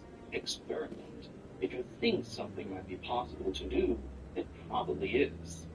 The Bunker's layout is, in game design terms, essentially hub and spoke, with the generator safe room home base right at the heart and center of the structure, and the various key objectives all sitting at different ends of the complex. You'll be making frequent return trips to the central safe room in order to save your progress, manage and store your resources, refuel the generator, and plan your next foray into the tunnels. Very importantly, most of the Bunker is accessible right from the start, giving the player a great degree of latitude and freedom in how they tackle the main objectives as they crisscross the map, just like the classic Resident Evils. And while some of these tasks are mandatory and others secondary, it's left to the player to identify, prioritize, and then judge how to best complete the various objectives in front of them. There are side objectives that are not absolutely required to complete the game, but whose rewards can make all these tasks much easier, like recovering a gas mask or discovering how the fuel storage room works. But it's entirely up to the player's discretion to calculate whether these extremely useful rewards are worth the risk and resources and lost progress. Most of the main and side pocket solutions are randomized for each playthrough within the bunker's layout as well, so you'll never be able to just mindlessly golden path your way through. Exploration and discovery must constantly be balanced against the dynamic threat of the beast, who can emerge from the tunnel walls at seemingly any moment depending on how much noise you're making. Watch the walls and ceilings carefully, because the presence of falling dust. Do you ever regret leaving Citadel Security to pursue Saren, Gaddis? Fighting a rogue specter with countless lives at stake and no regulations to get in the way? I'd say that beats CSAC. I'm pleased that the imminent destruction of all organic life has improved your career opportunities. You'll be able to keep the bunker's lights on, which makes it much less likely that the beast will appear. But once the generator exhausts its fuel and the lights go out, well, you're in deep shit. But what else is new? Where Rebirth felt like a rejection of the design conventions of other popular stalker horror games like Alien Isolation, the bunker actually embraces and transforms some of these same elements to great effect. Case in point, Ollie's portable hand-cranked flashlight. Yes, this useful little gadget offers an endlessly replenishable source of illumination, but it comes with a trade-off. The apparatus rattles so loudly when you crank it that the beast can easily use the noise to track you down. But there's a secondary, hidden utility to the flashlight as well. By cranking it only 2 or 3 times, the rattle will trigger audible growls whenever the beast is lurking nearby, without immediately drawing it to your exact location, as long as you don't try to crank it again. Meaning, when used with a bit of finesse, the flashlight can also help the players suss out the beast's position, just like the iconic motion tracker in Alien Isolation. And while you'll definitely be able to feel the usual survival horror power curve towards the end of the game thanks to the relative abundance of available resources, the beast still remains, and especially always feels, like a supremely challenging and menacing foe all the way through. You never quite get that "you're trapped in here with me" sensation of becoming an overpowered badass like in the later hours of the classic Residence. And to round it all off neatly, you also have a very limited inventory space, another first for the Amnesia series. All these mechanics in synergy make for some absolutely delicious moment-to-moment dilemmas as you traverse the subterranean. Here's but one example. According to your pocket watch timer, the generator is just about to run out of fuel. Do you now pick up a key item lying nearby for a puzzle you're not quite sure how to solve yet? Or do you grab the canister of gasoline in the other room instead and try to hoof it back to the safe room so you can recharge the lights and save your progress? Or do you take both items and make room for them by dropping your health restoratives and or grenades, leaving you potentially even more vulnerable if the beast shows up? This is raw, uncut, emergent gameplay in its purest form. The player is required to negotiate one split-second mini-dilemma after another, forcing them to overcome the stress of choice paralysis through their own judgment and intuition in a dynamic, constantly shifting and evolving simulation. At its core, the bunker is a more efficient and inventive take on the central mechanics of Alien Isolation. That is to say, it plays on a similar one invincible stalker beast hunts you across the length of the game type of experience, while also improving on several of Isolation's most prominent stumbling points. Where progression in Alien Isolation is linear pretty much from start to finish, the bunker is much more free-form. And where the xenomorph is tethered directly to the player and will never travel too far beyond a certain radius, no matter how much or little noise you make, the bunker's beast will often disappear to the other end of the complex for stretches of time if the player moves stealthily enough. See, Keeping the stalker enemy tied to the player's location is pretty much exactly what the Amnesia series from day one has been avoiding like the Black Plague, pun intended. Because as Alien Isolation shows, being stalked by the xenomorph can change from scary to annoying and frustrating in the space of just 1 or 2 game overs. The linear field of play shatters the illusion of it being an independent, reactive, thinking entity when it monomaniacally pursues Amanda Ripley and only Amanda Ripley for the biggest part of the playtime, rather than any of the other easy pickings across the enormous Sevastopol station. And this side note is why the excellent, unpredictable Alien mod is practically a necessity for your next playthrough of Isolation. It untethers the xenomorph from the player outside of scripted sequences, and by doing that, by increasing the relative rarity of its appearances, the encounters that do happen become so much more effective at creating the appropriate sense of tension and horror. But the bunker, with its smaller scope, non-linearity, randomized freeform progression, and its willingness to put its demonic stalker entity on a much looser leash, the sum total of these elements creates an environment where it feels like you're actually being pitted against a self-thinking, self-directing, and ruthlessly unpredictable pursuer. All of which makes for a much, much more terrifying experience than would have otherwise been if this game were not linear and on rails as many of its stalker horror contemporaries.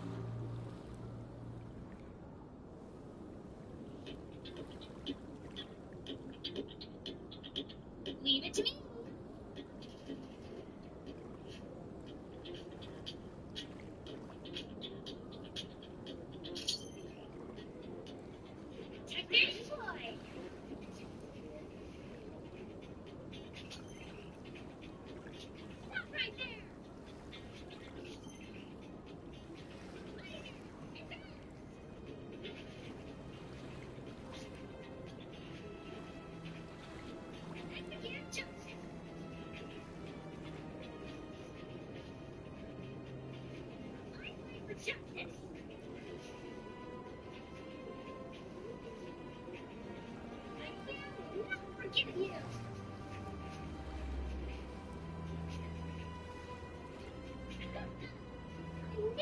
Do it.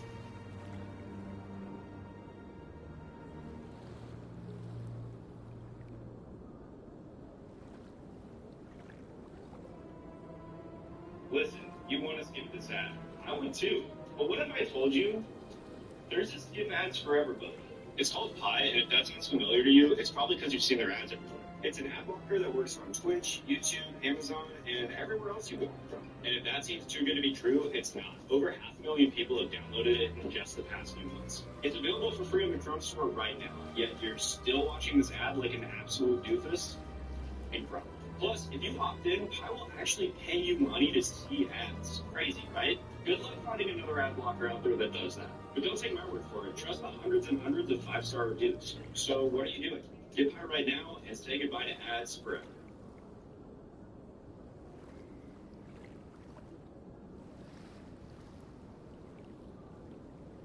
But if there's one aspect where the bunker remains firmly rooted in Amnesia series tradition, it is Lovecraftian horror.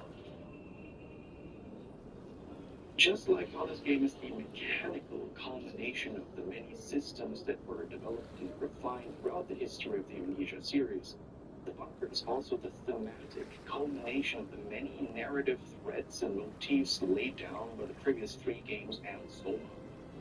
Industrialized warfare, the kind represented here during the bloodiest days of the First World War, is perhaps the greatest and most incomprehensibly Lovecraftian monstrosity of them all. Modern warfare is a mnemonic machine that feeds on human souls and vomits up nothing but suffering, misery, and bloody carnage in return. World War I marked the dawn of the age of industrialized, mechanized warfare. From this point onward, the old strategic doctrines of having rows of riflemen slowly and politely trading volleys of fire would be rendered permanently obsolete. Now the taking of human life could be undertaken from across great distances and with incredible speed, precision, and unparalleled viciousness. The advancements in the arts and sciences of destruction that arrived alongside World War I truly had no parallel to any previous conflict in human history. Tank warfare, portable machine guns, mechanized infantry, long-range artillery, combat aircraft, flamethrowers, and the large-scale use of chemical weaponry like mustard gas. Damn, but that eldritch beast who haunted Oswald Landis back in the Machine for Pigs told no lies. World War I stands as one of the deadliest conflicts in modern history, exceeded only by its sequel. The tally is grim indeed. 9 million soldiers killed, up to 24 million wounded, and another 8 million civilian deaths on top of that. It was mass slaughter on a scale heretofore unimaginable to human minds, so much so that it was referred to in the press and popular history of time as the war to end all wars. And those are just the direct deaths. That's not even getting into how industrial advancements in mass transit during World War I served as a major vector for the spread of the dreaded, world-conquering Spanish flu pandemic.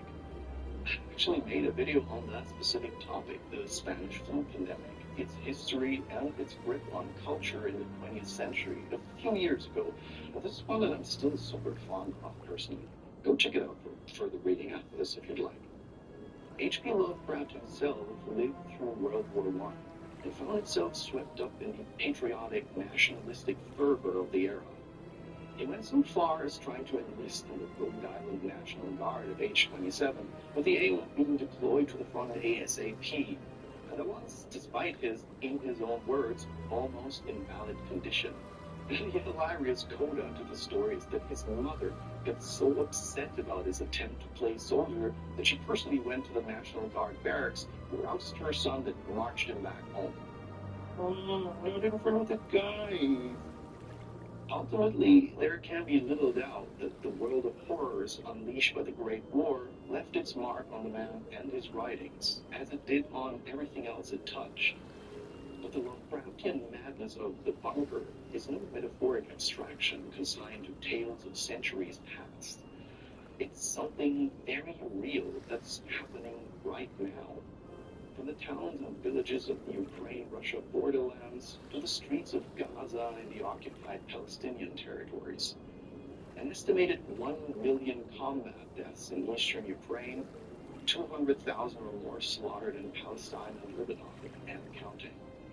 A cosmic horror that was thought to be banished to the darkest recesses of the 20th century has, in fact, never ceased to stalk the world.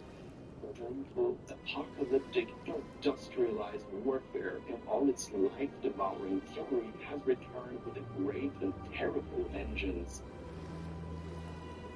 Globally, the developed nations of the world are spending dozens and dozens of times more on war than on efforts to protect the environment and mitigate catastrophic global heating, to name only one obvious point of comparison.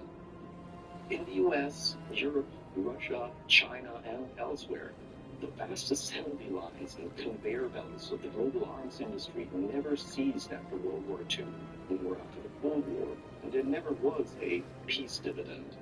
They continue to churn out death, and so death continues to reign across the world, as is literally in-your-face allegorized in the bunker, this goddamn triumph of a game.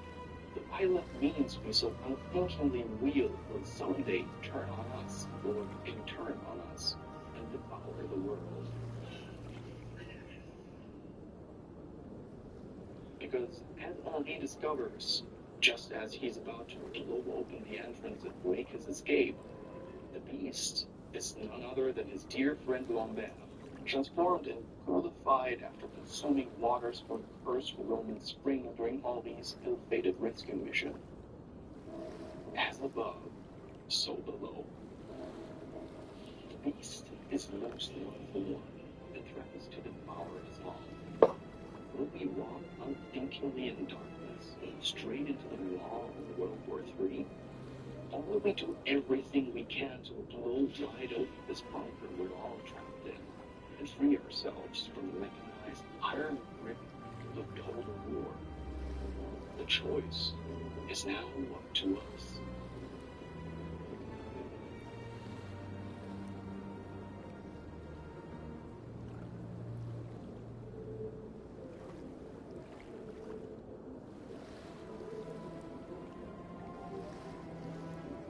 the maddening pursuit of ultimate power, the dehumanization of the industrial age, the catastrophic violence of colonial ambition, and the life-devouring horror of mechanized warfare without end.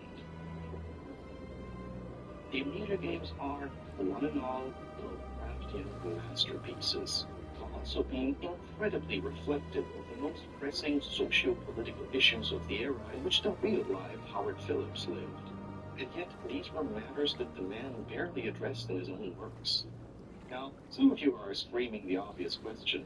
Didn't H.P. Lovecraft actually support all of these things that the whole Amnesia series spent all this time and effort deconstructing?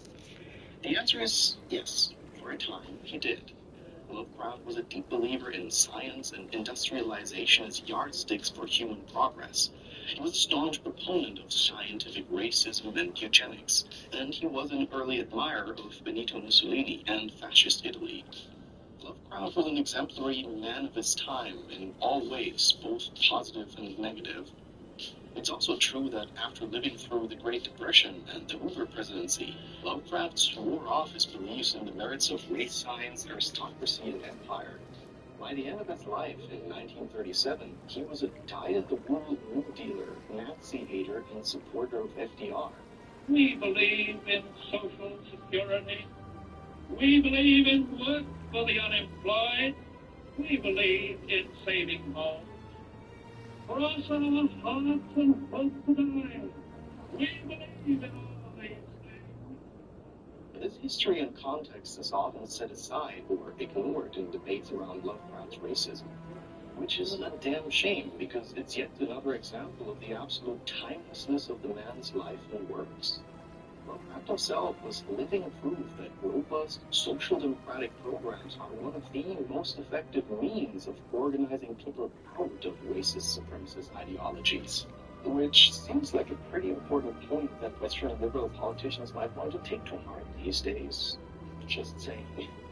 People can be complicated, artists included, and their artistic works are still worthy of consideration on their own merits, which is precisely what Frictional Games has been doing with the Amnesia series for over a decade now, using the tenets of Lovecraftian horror to deconstruct and reconstruct the genre, all while demonstrating an incredible degree of tact and finesse, if not quite as much subtlety.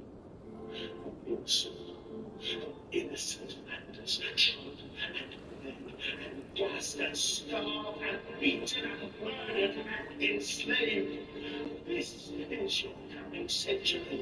We will end the madness. They will make kings of you all, and they will bury their scalps into your graves.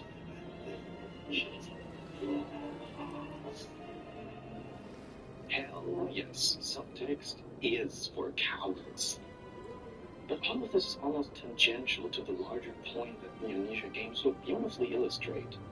Lovecraftian horror is so much bigger and has such broader resonance beyond the narrow and confining frame of whatever path toward popular wisdom in the late 19th or early 20th century America and Europe.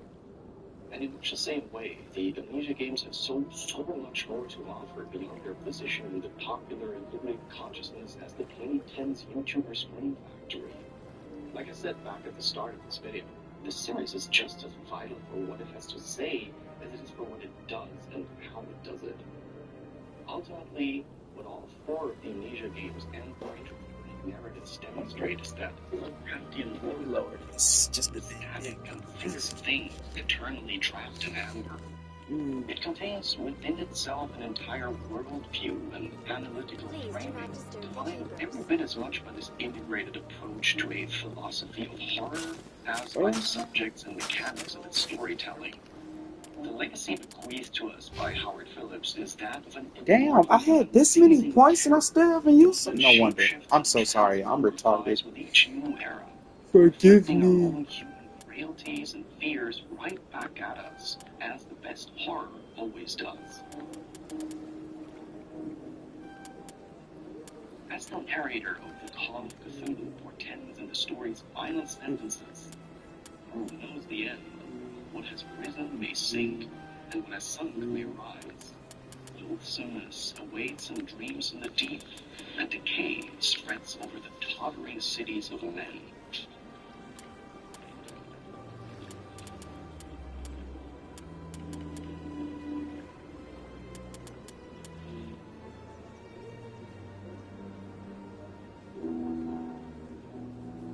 So, you've made it to the end of this absolute juggernaut of a video. Congratulations, and thanks a ton for your time and attention. I want more.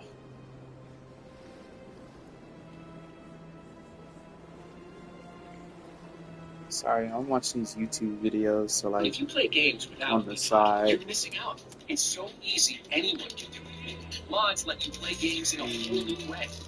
Mods have Oh, this is the heavy armor. start playing in seconds. I kind of want to get it Download early. Mod for free today.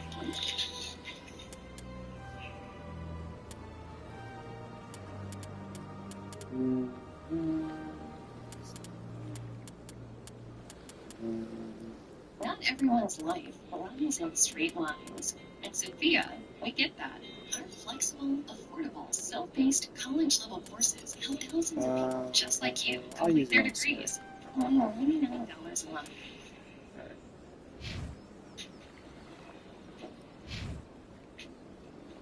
Hey, what's up? Welcome to a new episode of Games from Underground. It's never been easier to get your hands on extremely versatile and scalable game dev tools, and it's simpler than ever to use digital distribution to instantaneously transmit your digital creative exploits to PCs, consoles, phones, and tablets around the world. As a medium, games are more numerous, more popular, more accessible, more creative, and more profitable than never before. And yet, this industry has never been more bloated and choked by corporate mismanagement and greed than it is right now, and the trajectory doesn't seem to be like to course correct at any time. Y'all like the new armor? I know I like Watching this video a few years from now, you'll be thinking, oh, you unsullied people of 2024, you have no idea how good you had it back then. It's gotten to the point where seemingly every week now a fresh crop of new horror stories from the industry emerges. Studios getting shut down, promising games being cancelled, and hundreds of hardworking creatives getting sacked and kicked to the curb. Which is exactly why it's so important to put a spotlight on the indies from time to time. Which is also why I've been meaning to bring this here series back for a good while. Games from Underground. It's been a few years since the initial 4-episode run, but they're still up. So go check them out if you feel like more after this. The aim of this series is to put a spotlight on compelling, fascinating, and outstanding indie games that are totally worth checking out for a multitude of reasons, and that are made by small and incredibly creative developer teams. That's what the series is all about. Titles that might have flown under most people's radar, while the latest studio-devouring quadruple A monstrosities were busy sucking all the oxygen out of the room with their marketing budgets that dwarf a micronation's GDP. So, for episode 5 of Games from Underground, or maybe season 2, episode 1, call it whatever you like, it's not like I'm following some 4D chess strategy here, we'll be showcasing 4 games that share some very interesting and timely connective tissue indeed, a theme I like to call hyper-reality. These are games that are all, in one way or another, messing with the player's sense of place and self. In a destabilized version of reality, you're never truly certain whether what you're seeing is a disturbing hallucination, a conveniently manufactured fiction, or an actual horrific truth. And we couldn't have picked a better time to descend into the swirling and unfathomable miasma of hyper-reality as the year's autumnal equinox has just passed, which is a time when the veil between the worlds is paper thin.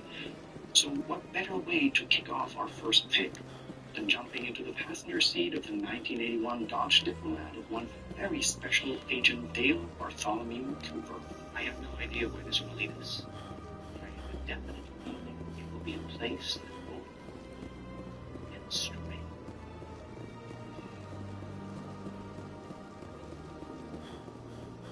What if Twin Peaks but Silent Hill? Sounds like exactly the kind of madcap, creatively unconstrained, fever dream-made real-time game that could only be done by a team of unhinged, ultra-passionate indie developers. And, well, that's exactly what Blue Rose team has accomplished with Twin Peaks Into the Night. A game that's here to party like it's 1999, when survival horror was the hottest new kid on the block. This game was initially developed by Lucas Guibert and Jean Monzoni as an inventory haunt PS1 demo disc compilation, but then it grew into its own full-fledged fan game. It's an experience that can proudly stand alongside the many other excellent survival horror throwbacks we've been blessed with in recent years. The game you like is going to come back into style. Diane, 11:30 a.m., February 24th. From the town of Twin Peaks. Never seen so many trees in my life. As every kids would say, I'd rather be here than Philadelphia. Twin Peaks Into the Night is an absolutely immaculate retro recapitulation of David Lynch's cult classic surrealist 90s TV series, with a dash of the Fire Walk With Me movie added for seasoning. Now, it almost goes without saying that there's no shortage of games out there that bear the mark of the enormously outsized influence of Twin Peaks, including Silent Hill itself, which is heavily indebted to the show's ultra-specific vision of a sleepy North American town that sits at the interstice of the real world and the nightmarish otherworld. It's fair to say that the only thing as oversaturated in video games as H.P. Lovecraft is games that are inspired by Twin Peaks. What, Nights and Drinks? Come on, Linda, relax. It's not that bad. This fan game is something truly special for how effectively it takes the surrealist vibe of Twin Peaks and makes the intangible interactive via Silent Hill-inspired puzzle adventure gameplay, like to the point where the fonts, menu system, and UI are almost identical. It's uncanny. Of course, it also helps that this game makes extensive use of actual music and footage from the Twin Peaks TV show, perhaps best exemplified with a loving and lavish low-poly recreation of the opening credits. Eat your heart out, copyright laws.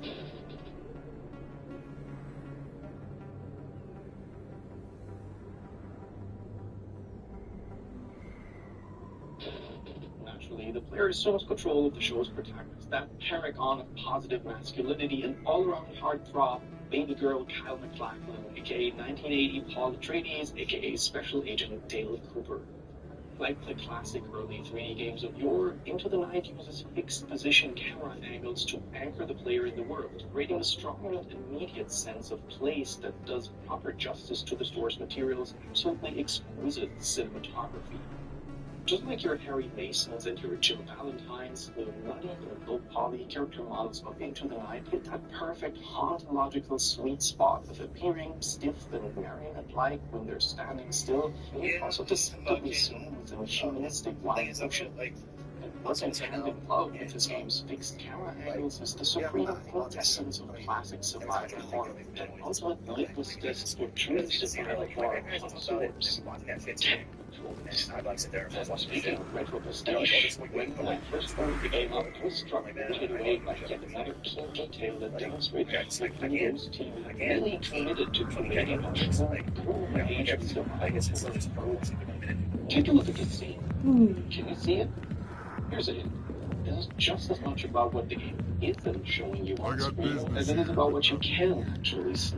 Commander. That's right. Twin Peaks Into the Night does not render the usual widescreen aspect ratio. What's bothering you, General? I've seen a lot of horrible things in my days, and there's only one. This is pathetic. What could a woman do to put you in this state? She rejected me. Me! Septimus Araka, General of the Turian Fleet. Is she really worth it? There must be other women. It's not just any woman. Look, kid, I appreciate what you're trying to do, but don't waste Enjoy your drink. We can't just leave him like that. Don't waste your time, kid. You need to start acting like... No, those days are over. I'll just... You're a damn general. Quit your whining. Huh? So you think... The damn well couldn't hurt. Maybe you're right, Commander. Now get up and get moving, General. All right. I'll go. Say, you're a bright kid. Would you be interested in earning a few extra credits? What do you want me to do? There's an L-Corps diplomat out there who believes Shaira gave up his secrets. Why would he think such a thing? Because I told him. Look, I just need Why can't you tell him yourself? Well, take this data pad. It shows where I got my info. It will exonerate Shiny. Who am I taking it? His name is Zep. Well, here's to soldiers acting like soldiers. Just as Thanks, Resident Evil Commander. and Silent Hill popularized survival horror, so too did Twin Peaks give rise to what we now call prestige TV. And it all comes full circle here in Into the Night. And the hits just keep coming, because when you interact with a coffee machine and Into the Night, this game's version of the same point, we get to hear everyone's favorite, totally knocked down to death catchphrase from the show. Save the light, Bart! Damn!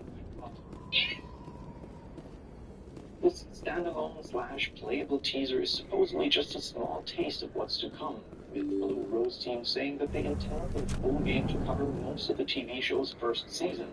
And, well, if the final release is anywhere near the level of quality of this 45-minute vertical slice, it's going to be something amazing indeed. Twin Peaks Into the Night is available right now on itch.io for PC, Mac, and Linux. You're Commander Shepard, the hero of Eden Prime. Do I know you? Get real. No. My name is Conrad. Conrad Werner. They say you killed more than 100 Geth on Eden Prime. I spend most of the time trying to stay alive and help the colonists. Hey, I know you're probably busy, but do you have time for a quick autograph? Thanks. I'll let you get back to work. Personal finances. A few years ago, I finally had a few days off. I sat down and decidedly looked into all the things that was paying monthly or yearly and canceled everything that wasn't necessary at the time, and it made such a huge difference, like on the spot. The thing was, this was quite tedious and arduous, and this fact that it's easy to forget is something that companies bank on. It's easy for consumers to lose track of subscriptions, so I'm just paying for stuff month by month rather than the end. Plus, if you do decide to cancel a subscription, it's more often than not made hard on purpose for you so that people get discouraged from even dealing with it. It's a nightmare, honestly, and the expenses just keep piling up. This is where Rocket Money is a service I've really come to appreciate. Rocket Money is a personal finance app that, among other things, helps you actually keep track of your ongoing subscriptions, and often detects ones you've completely forgotten about, and it helps you get rid of that bureaucratic hassle once and for all. Now, the subscription service to exclusively cancel subscriptions would be a little ironic, right? But you can use Rocket Money for free, and it also offers a lot more. For instance, Rocket Money can help you lower your bills by negotiating with companies like ISPs, cable, phone, and just upload a photo of your bill, and Rocket Money will help you get a better rate. It also keeps track of your credit, making sure that there's no unwanted, unpaid bills that wreck your credit score, and on top of that, offers a auditing solution that helps you keep track of your finances in one convenient spot. It's used by over 5 million members and has helped its customers save up to $740 a year when using all the app's features, with over $500 million in canceled subscriptions. If you'd like to give it a try, go to rocketmoney.com/Ragnarbox, or use the link in the description to get started for free. You can also unlock extra features with free. That's rocketmoney.com/Ragnarbox to get started for free. So, with this, thanks a lot to our sponsor. Now, let's get back to the indies.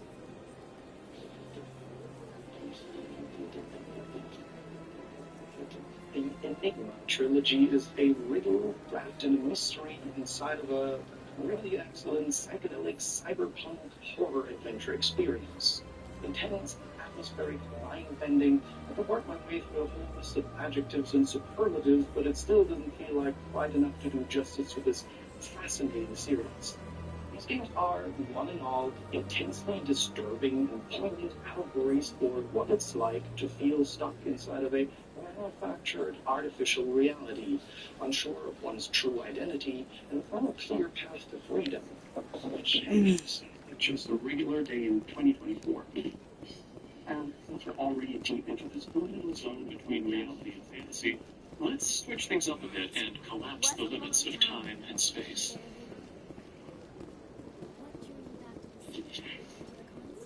You know that kinda over-the-top thing that some works of fiction do, where a character provides exposition to advance the narrative, but the scene is really also a way for the author to communicate directly with the viewer. It's not whether you're right or wrong, but how much faith you are willing to have. I'm glad I could help. You are too kind, Commander. Hello. But I would not expect you Michael to help me out of the... Ragnar's I co-writer also and have producer one more thing and to give occasional you, fourth wall if shot. you are interested. This recent What are trilogy you of offering? indie cyberpunk I horror offer games a from the gift of solo words, developer James an Gaff, affirmation of aka who you Enigma are Studio, and who you will blew become. me away. To the point where I see felt your like I just skin, had to jump on the tough mic for as the this one and scales do on my any best poor Turian, man's Kojima impression by unyielding, a monologuing wall directly between at you and everyone dear else, but it The protects three you, games that make up makes the you Enigma strong. trilogy, Enigma Machine, You never hide your Othered, strength and Echo either. Stasis, It are some serves of the you most well, intense, terrifies your cerebral, and foes. also spectacular Few will dare in to the literal stand sense against of the you. word horror This games may be that who you I've are, played in a but it is not who long you will time. become.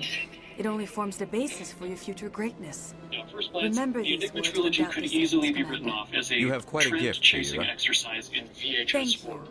Not everyone That's appreciates honestly it starting as to you feel a do. little bit oversaturated Never these underestimate days. the power We've of already seen words. this all before. And now I Real must ask story. you to leave. I have done everything I can for you. But amidst this Remember my overweening words, Five Commander Nights at Freddy's-ification of They will give indie you horror, strength. the Enigma trilogy presents itself as a far more refined experience. Like Into the Night, this series also emerged in part from the legendary Haunted PS1 demo disc. Echo Stasis got a prologue demo in the 2021 edition of the demo disc, and Mothered was featured in 2022's Spectral Mall compilation. In terms of presentation, these are uber-slick first-person adventure puzzle games with a maximalist application of late 80s retro-flavored audiovisual effects and distortion. It's a wonderful example of, once again, making effective use of creative limitations, lending an astonishing sense of style and visual identity to otherwise simple graphical geometry and texture work. And that's not even mentioning the trilogy's killer soundtracks by Carl Barnes, which are all masterworks of punchy vaporwave and anxiety-inducing ambient symphonies. But deeper technological existentialist themes are roiling just underneath this pleasing surface, which gets us back to how the Enigma trilogy creates a sense of communion between itself and the audience by speaking directly to the player through both the story and the gameplay. Since showing is always better than telling, the recent launch trailer for Echo Stasis, the trilogy's finale, illustrates this better than I could with just words.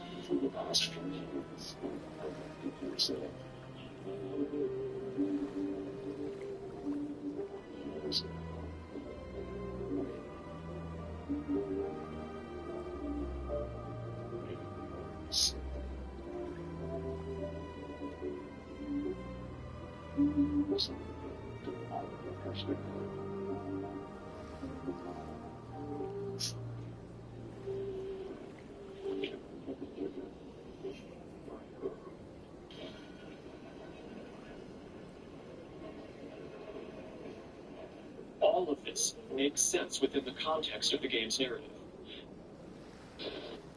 This is a story about the psychological terror of synthetic reality, a conceit that can best be summed up as vaporwave gone wrong psychedelic algorithm horror. And yet, it's impossible to ignore that excerpts like this are also a not at all veiled message from the developer, communicating directly to you, the player, about how much it sucks to live on the internet in 2024. For the past 3 years, your mind has been lost. Stuck in the cloud. Paralyzed by infinite truths. Why be a victim of someone else's reality when you can be the god of your own? I understand. And all you want now is an end. An escape from a world that has long stopped making sense to you. Click here to make it all okay. When I first played through the trilogy, I felt all of these words so deeply, it shook me to my core. And it clarified so many dark feelings and struggles I've gone through in recent years. The weight of the whole experience very nearly brought me to tears. For years now, us modern citizens of the information age have become submerged inside of an artificial, technologically mediated world of hyper-reality, where all of our ideas, emotions, and actions ring out with exponential force. And yet, it's all so insubstantial in the end, because none of it feels real, and nothing about life really makes sense anymore. As you scroll the web now on any given day, swiping and refreshing, how many times do you have to ask yourself, is what I'm looking at fake news? A deep fake video? AI art slop? Or is it actually real? And how am I supposed to tell the difference anymore? This is the very essence of hyper-reality, and why the Enigma trilogy hits so close to home in 2024.